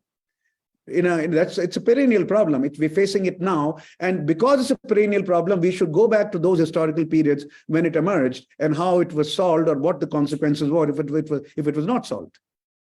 Thank you. Thank you. We have with us Professor Uma Chakravarti. I request her to share her comment or query. Uma, please unmute yourself. Uma Chakravarti.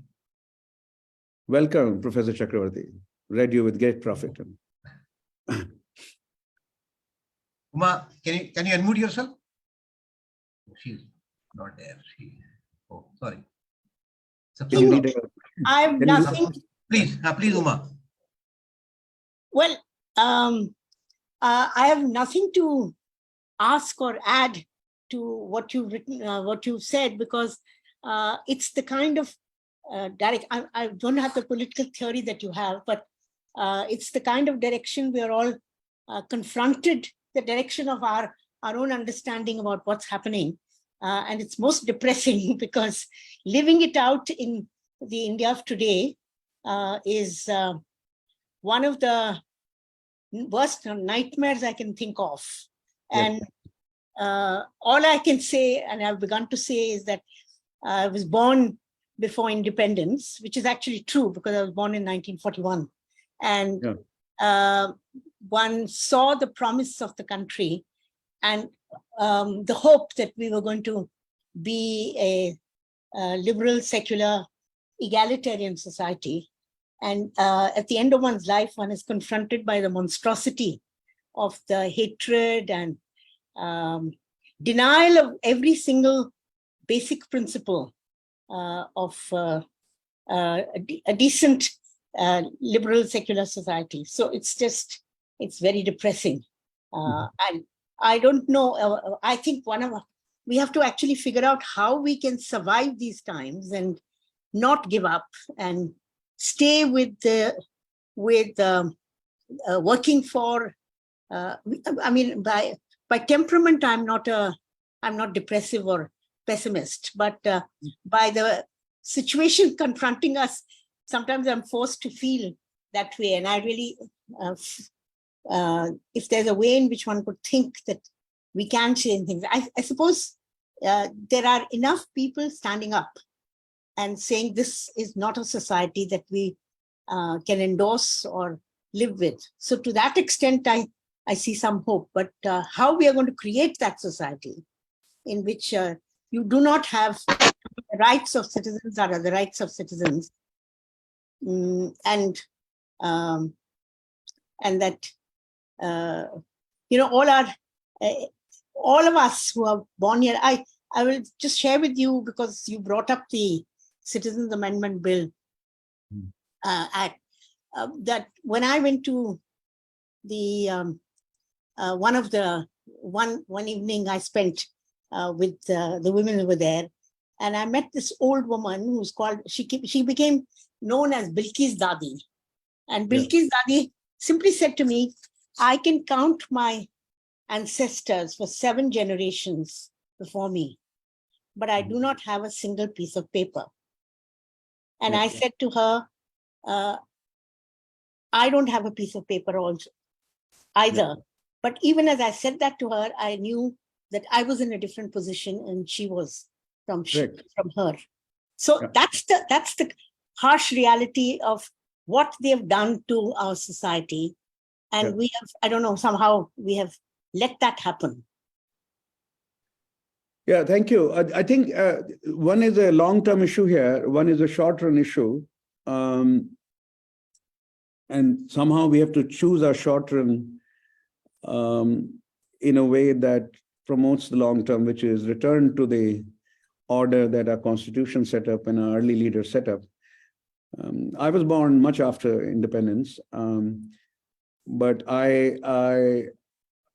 my father, who was an officer in UP government, and we were transferred every 3rd year. My childhood was spent in UP, and the only city where I spent more than 2 years before coming to Delhi and settling down there was Allahabad. My father was a businessman's son, but became a government officer. And until his death, he wore khadi. And he was a textile businessman's son. And he, with great pride, he said, in 1928, they burnt all the Lancashire textiles that were there in the store, with great pride. And there was no insurance at that time, so they actually made themselves poorer by doing that. And right until his death, he wore khadi. Those were the ideals with which grew up. I mean, there were times when I distinctly remember one day when he brought a young Muslim man to our family, and he was looking very moved, and anyway, we were not in his room, and after the young man left, since you're telling me stories, I'm telling you a story, then I'll say something more conceptual. So I said, Father, what were you do? What was the matter? He said, oh, I went to the post office, and this young man didn't have, he was applying for a job, and he didn't have enough postage to send his application. So I asked him what his name was. He said, Muhammad this. And he said, okay, I'm retired. Now I'll help you. So first of all, enough postage was created. Not only postage created and the application sent, but this gentleman was brought home, and my father then trained him for the job application. Right.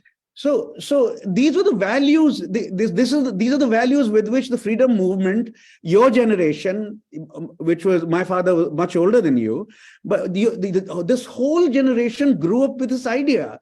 Yes, there were Hindu nationalists at that time who didn't want Muslims to be part of India, or Muslims to be at that point second-class citizens of India. Yes, there were, but that was not the mainstream movement, and the mainstream movement dealt with all the poison that emerged around partition of India. Right. And I gave you the example of Nehru turning it into a state project. In some of the fortnightly letters, as you research that, look at how a politician thinks about this. If anything, even a small problem happens in Aligarh Muslim University, Nehru writes to the chief minister in his fortnightly letters, we will not let Aligarh Muslim University get out of control. Why? Because that was where, according to Jinnah, Pakistan was imagined. And this so-called ideological arsenal of Pakistan was Aligarh Muslim University. Aligarh Muslim University can be very inflammable, argued Nehru again and again. So before a spark becomes a fire, let's extinguish this spark. That's a political project, right? That's a political project. Now, we are not there. There's too many fires around us now. Right? We are not there. What we can do is we have to figure out a way to defeat BJP politically. There is no other way out, because once the BJP is defeated politically, then even the courts will behave. Courts which are supposed to, which are the final arbiters of rights. It is not only in theory. We know the theory about it. Who protects the rights in a polity? It's the courts who protect citizen rights in the polity. Right? Courts also, they feel, for a whole variety of reasons. Some of that is purely what kind of job I'll get after my retirement. The other is pure, the force of an elected executive, elected parliament, for an unelected body like the judiciary to resist it after a point becomes very hard. And this is not simply an Indian problem. I can show you, now that I'm studying American South also, I can show you how American judiciary, which has the reputation of being the strongest in the world, historically, how it said basically that blacks and whites cannot be equal. Yeah.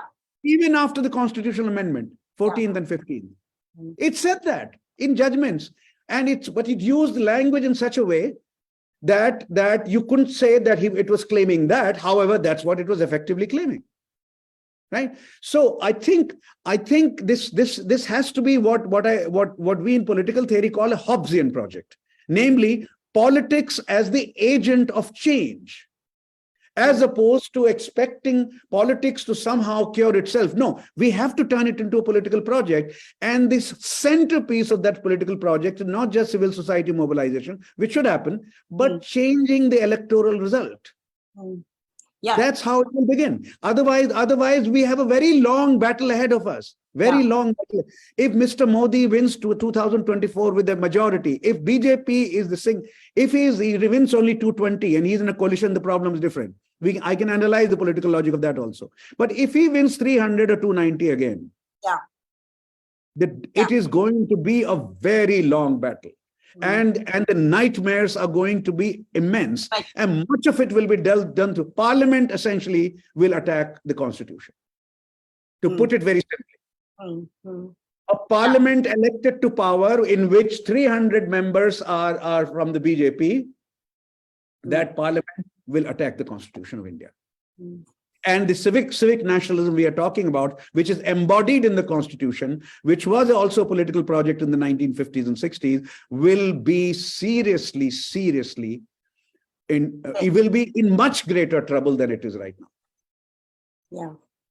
So that's my answer to you. I'm partly it's a story that I told you in response to your story, and partly it's a conceptual issue. I mean, when we think about this thing, Hobbes is coming alive once again. Thomas Hobbes wrote in 1650s, first political theorist to say, why do you keep arguing politics is simply what is called in statistical argument endogenous?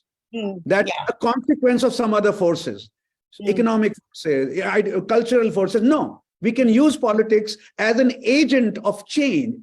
That's how we change, make new realities or bring back old realities. Yeah. Right? Yeah. Those who are in power should not be those who have been in power for 10 years. That's the point here. No, I completely agree with you that the politics is the key, and we can't afford to drop that even for a minute.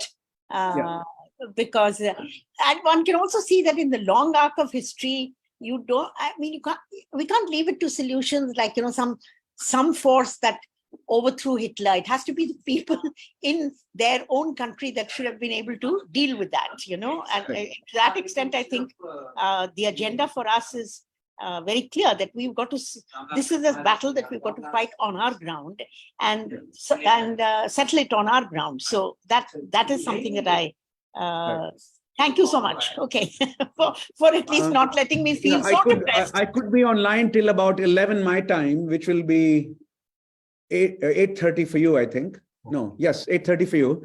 And then I have another meeting. I'll have to go to that. So we have, I hope it's enough, another 25 minutes. Is that okay? Yeah, sure. Subhash. Yeah, Professor Savita Singh has raised her hand. Can you please unmute yourself, Savita ji.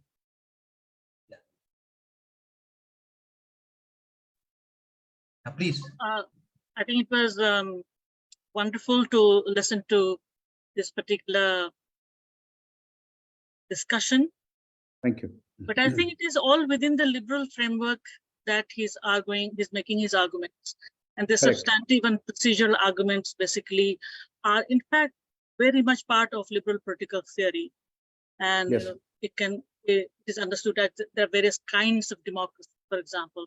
So it does not really damage democracy as such. It only tells us about different kinds of democracy that we might have, and so on and so forth. There has got to be, I suppose, there has got to be some contradiction that you should figure out. I mean, politics cannot be given the kind of autonomy that you were asking for. They are the most dominant political force at the moment in the country. And they are actually, they have a will, which almost is now operating as free will in a very liberal sense. So where is the fault line? I mean, not to say that I'm not a pessimist at all, but I'm really always looking for. Sometime I thought that it will be a contradiction within the RSS and their strategy. In some of my earlier arguments, I made this. But do you think there is any kind of political economy background that can be brought in to show that the economy is not, particularly this kind of neoliberal economy or globalized economy, it's not going to go all the time in the way that it is going right now? I mean, there's going to be some sort of crisis for there as well. That kind of interpretation I'm looking for. Professor Ashutosh, please. Yeah, so you made 2 points here. The concept of contradiction, which you use not for necessarily for class contradiction, you use it for whether contradictions within the RSS or Hindu nationalist family. And the second, whether what we are watching is not simply a political expression of an economic foundation, namely neoliberal economy. So let me answer both. one of the most perceptive scholars of Hindu nationalism, there are several, but I think someone whom I have come to respect a lot, purely as a scholar and his understanding, is a man called Walter Anderson, now almost 85 years old, I think.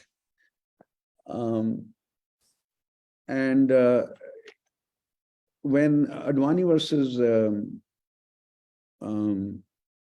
Vajpayee, it was a struggle of some kind. It's not, it can't be called a mortal fight, no, but it was best picked up by Dharmyug magazine, which existed at that time. You know, Advani's language is English, but Vajpayee was Hindi. And Dharmyug asked him, I think Dharmveer Bharti himself, maybe not him, asked Atal Bihari Vajpayee, आपने Ayodhya movement क्यों नहीं join किया? उसने नहीं किया था. Finally, जब उसके बाद पार्टी ने ले लिया, तो finally after December 6th actually, around that time he went there, but not just remained outside. But Ayodhya movement, he made a claim, I'm not going to join. आपने क्यों नहीं join किया? So that 2-page interview, which is in my view a classic that should be read. Of course, Hindi Dharmyug doesn't exist anymore, and for non-Hindi speakers it should be translated. I'll say it in Hindi first, just for to show in response to a very good question about contradictions in the RSS family. कोई भी विचारधारा इतनी महत्वपूर्ण नहीं होती कि उससे देश का नाश कर दिया जाए. अगर हमारी विचारधारा लोग सहमति से समझ लें, मान लें, तो उस विचारधारा पे चलना चाहिए. अगर विचारधारा से इतनी हिंसा बढ़े कि लगे देश का नाश हो जाएगा, तो विचारधारा देश से बड़ी नहीं हो सकती. So let me translate. No ideology can be bigger than the nation itself.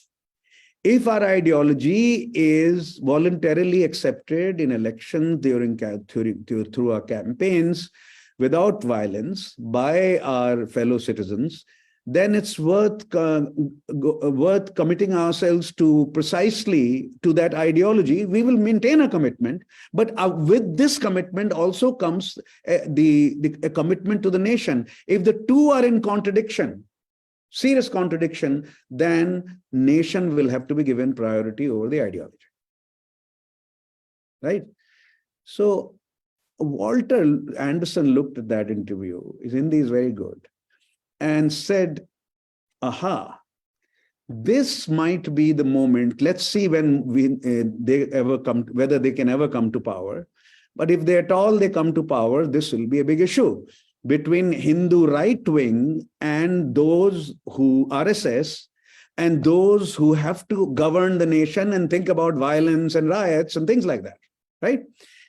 Then when he came to power in 1998, he actually has written this piece that I expect, because he knew the RSS very well from inside out.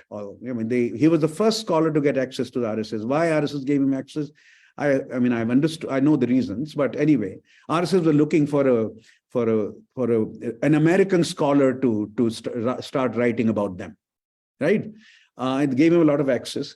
So he then basically said, we can get very soon a clash in the Hindu nationalist movement, like the clash between Naxalites and CPM in Bengal. And CPM then Naxalites were basically extinguished, right? At least in Bengal, they went someplace else. So this is the argument that the battle, the contradictions within Hindu nationalism, which is, I'm just giving you now an example, contradictions within Hindu nationalism can consume Hindu nationalism, and probably those who come to power and have the task of governance will extinguish the right wing of the movement. That has not happened. That has not happened. The extreme has not been extinguished. Extreme is being brought in all kinds of ways, very clever ways, right? But extreme has not been extinguished. whether contradictions with Hindu nationalism will consume Hindu nationalism, I'm no longer with Walter Anderson on that, and I think he's no longer with his own earlier self either. This is the phenomenon that we are watching is closer to what happened in American South and what happened in Germany, rather than what happened in Bengal during the rise of Marxists there. Right. So this is a very different kind of problem. Okay. Secondly, thank you. Neoliberal economy and rise of populism and rise of racial nationalism or religious nationalism, or ethnic nationalism are clearly connected in the West. Why are they connected in the West? Because a lot of, for example, let me just give you an example of the United States of America. It is true that America as an industrial working class in the old manufacturing was wiped out by China. As American corporations in search of greater profits and cheaper wages went to China, the manufacturing base going from Detroit all the way down to Texas, the middle America was wiped out, basically. There are towns after towns reporting that jobs don't exist. Jobs have gone to China or Asia in general, but especially to China.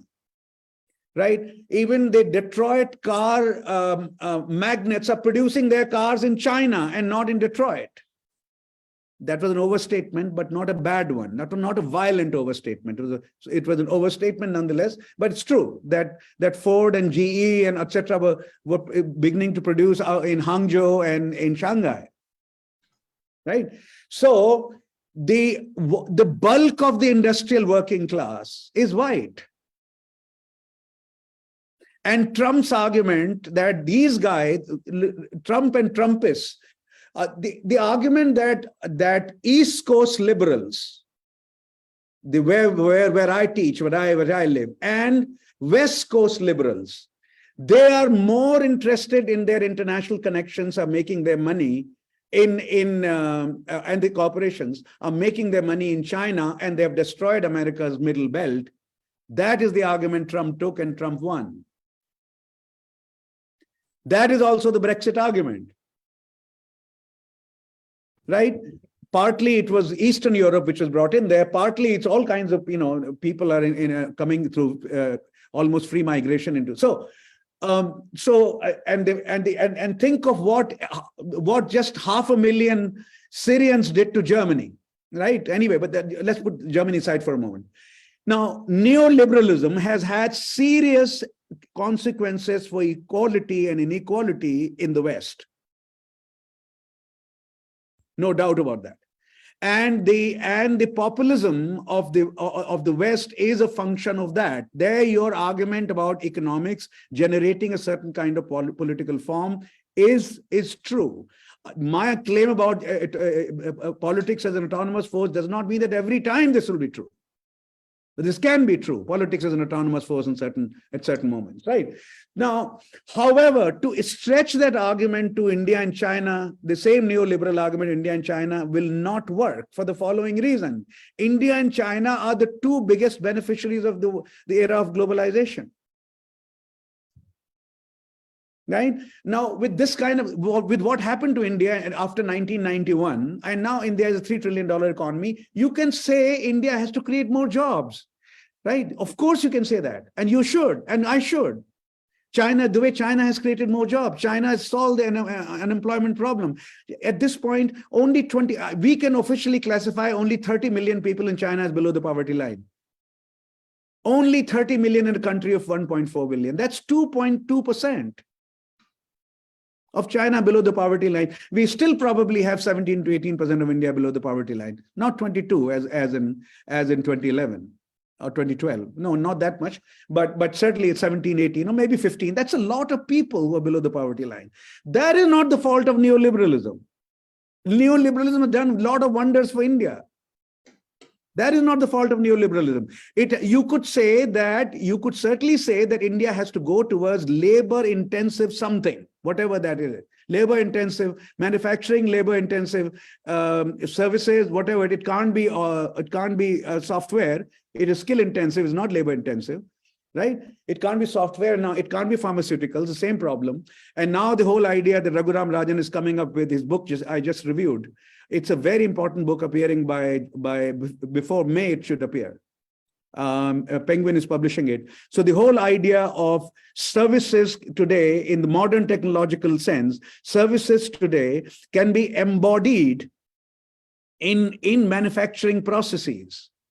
This is a new way of thinking about manufacturing, that you can, old style manufacturing won't work, simply won't work. You can think about new style manufacturing that combines services now. Now, once you start arguing this way, you will have to go beyond these older categories. Beyond the older categories. If you want to think about how economics is either connected to current problems or the West I just organized for you, how it's connected to the rise of Modi, no, I don't know how you can establish that. I think the problem simply was, even the campaign of 2014, which brought him to power, was not about neoliberalism. He doesn't believe in markets. I think you can show that. The way he's promoting some, he is what in political economy we call today, he's business friendly, not market friendly. He's business, he doesn't want, the state should intervene everywhere. That is not neoliberal.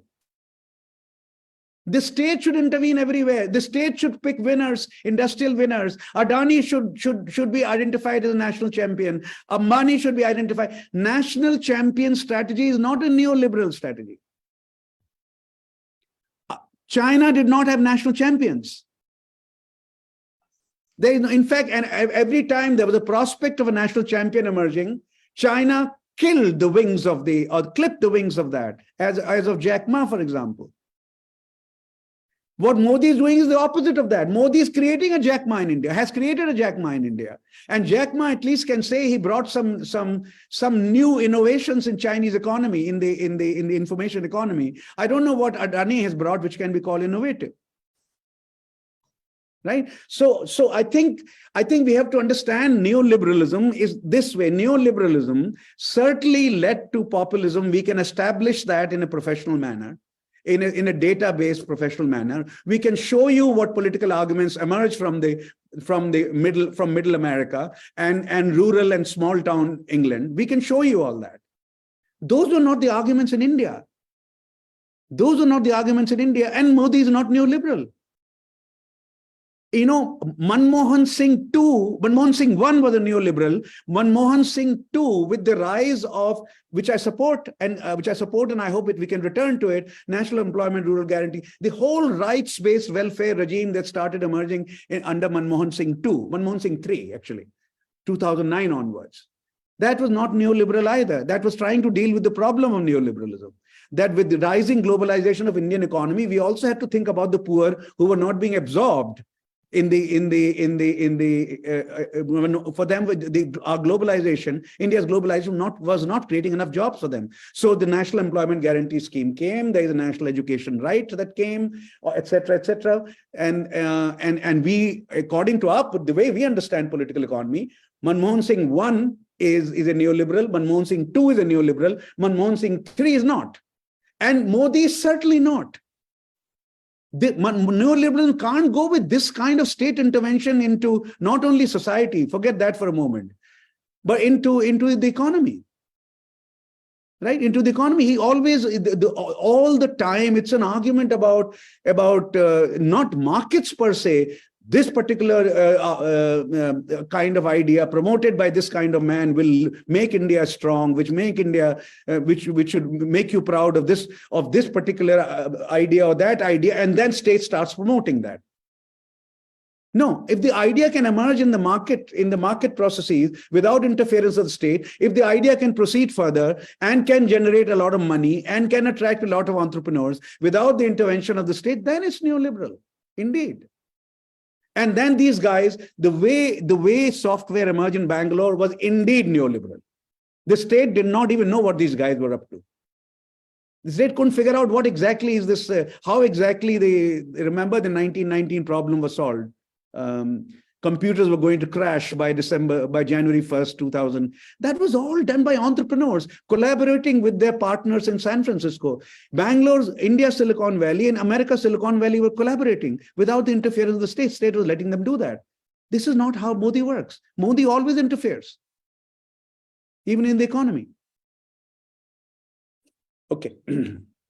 We have the last question from Vinod Mumbai. Vinod Mumbai, please be brief.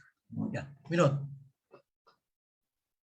Thank you, Suvash, and very informative and good lecture. And I just have a brief comment since it's getting late. Yeah. That I was reading that India ranks 111th among 125 countries in the Global Hunger Index. And I also read that among the Global Nutritional Index, India is the lowest in all South Asian countries except Afghanistan. On Nepal, Bangladesh, Sri Lanka, even Pakistan are higher. So my question is that most of this occurs not in the states where BJP is not in power, but the UP and Madhya Pradesh and those areas where BJP is in power. This is where this kind of deprivation is prevalent, but still people vote for them in great numbers. So is the content of our democracy that people just don't pay attention to their own lives and what the government is doing, or they somehow have the same type of feeling that was voiced by a writer in America of what is the matter with Kansas when all these white workers were voting against the Democratic Party and for Republicans who were destroying the trade unions, etc., etc. Is that the way in which things are working out in India right now? Yeah, Thank I saw the, yeah, terrific question, a very, very important question also. So let's not fully believe the global hunger index, but let's believe the fundamental, let's certainly believe the fundamental claim you're making. Global index, hunger index, I mean, I haven't seen how exactly it's made. It's very hard for me to understand how can India be 11th out of 125. Perhaps that could have been said in 1990s or so. But anyway, the general problem, the generic problem that you are outlining is correct, which is that despite India becoming a $3 trillion economy, despite becoming a middle-income country after 2005, 2006, there is very, very substantial hunger and nutritional deficit in India.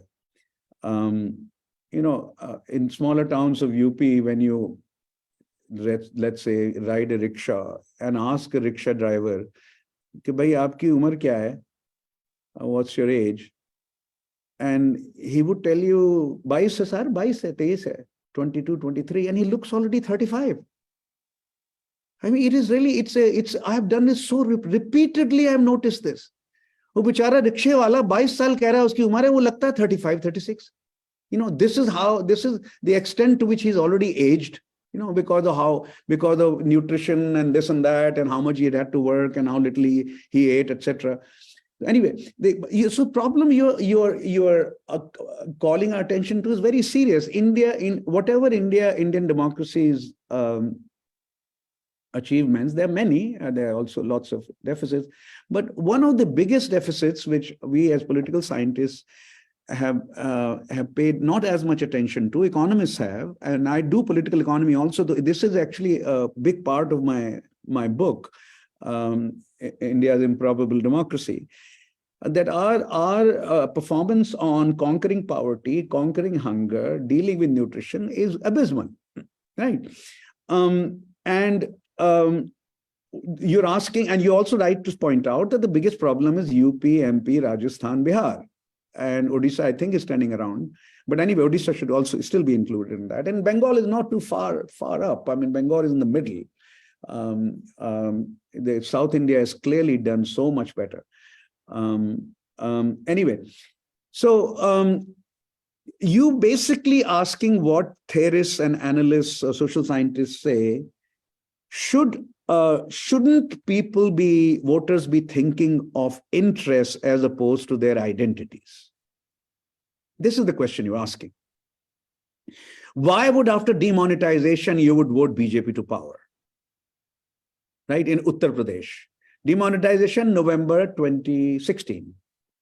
In fact, the same day it was announced when American election was taking place here, November 6th, I think, right? And March 2017, BJP gets what? 318 seats out of 403. This has never happened in UP, my native state, right? So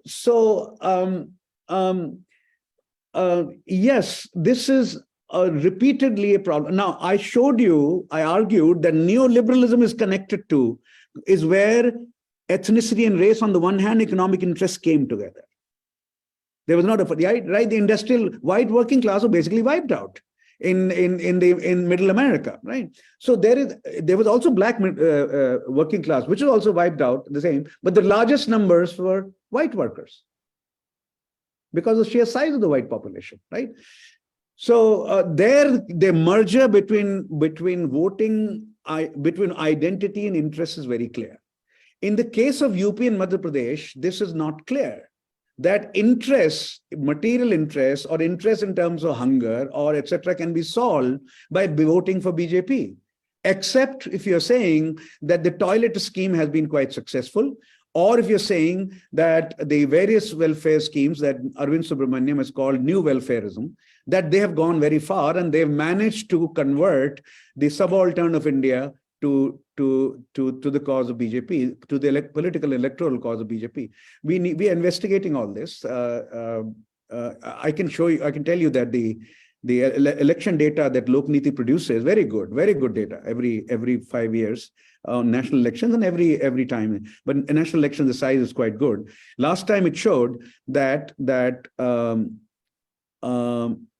they didn't, for some reason, have the toilet question. So we missed an opportunity. I should have. I mean, I'm consulted, but not in a formal way. But they have cooking gas question. The three biggest reasons for the vote for BJP, one, incidentally, was Narendra Modi alone. We call it the personal vote of Narendra Modi. 25% of BJP voters said they voted for Narendra Modi, not for BJP. Every fourth BJP voter said that. Right. Second was Pulwama and Balakot. We show 18% saying that, 25% saying that, and 18% voted for BJP because of Pulwama and Balakot. Third, cooking gas. And if we had put the toilet question there, perhaps between cooking gas and Pulwama, there would have been toilets, I think. We didn't get that. So, but anyway, it seems to be the case that in some ways, identities expressed through what Modi is, and that's not always Hindu nationalism. The 25% who voted for him didn't say, we voted for Hindu nationalism. They just voted for an incorruptible political leader,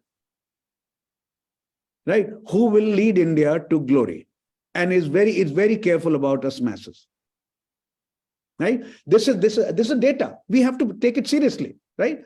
Now, so in a very not in a straightforward sense as in the West, but in a complicated sense also, it seems that the subaltern of UP and MP, their identities as Hindus and their identities as poor people are coming together under the banner of Modi. Now, can I push this argument as clearly as I can push it for America? No.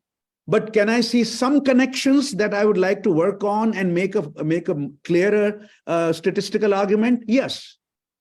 There is a real possibility here of how the economic interests seen this way and met through so-called new welfarism, and the identity Hindu, they are coming together, and they're coming together through the identity of Modi, who is a Hindu nationalist, and who's also given you toilets, and who's also given you cooking gas, and who's made sure that your mother doesn't cry while she's cooking because she's not on a coal drip based hearth making roti for you. Right? So there is a sense in which there is a connection in India, though I can't establish it as clearly as I can establish it for America and Britain. Right? So it's not that identities here are being fundamentally different, from material interest. There is some connection that is taking place, though surely the extent to which identities have played a role will also have to be taken note of. The extent to 42% of UP voted for BJP in that election, and in the next election last year, only 1.5% less. That's a very serious matter. Right, that have been taken extremely seriously, and this is the state I come from. This is still among the poorest states of India, a state I know very well. A state whenever election takes place, I go there 15 days and go through small towns, villages, and talk.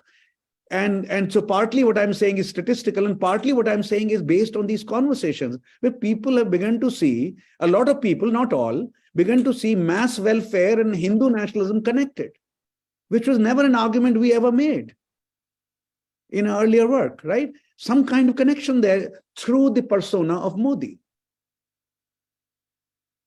Anyway, I think I should stop there. It's 11:04. I need to go. But thank you for inviting me. Thank you for this remarkable discussion and your questions. And I hope there'll be another opportunity some years from now when we can all come together and talk. There'll be moments, definitely. There'll be moments when we definitely would like to invite you, right? There are many questions. Extremely sorry that we are not able to take the questions in the chat box, and many friends have raised their hands also. You can send me those questions. I will try to reply. This week will be hard, but week after I'll try to reply to as many questions. Okay. If you send me the questions. Thank you for joining.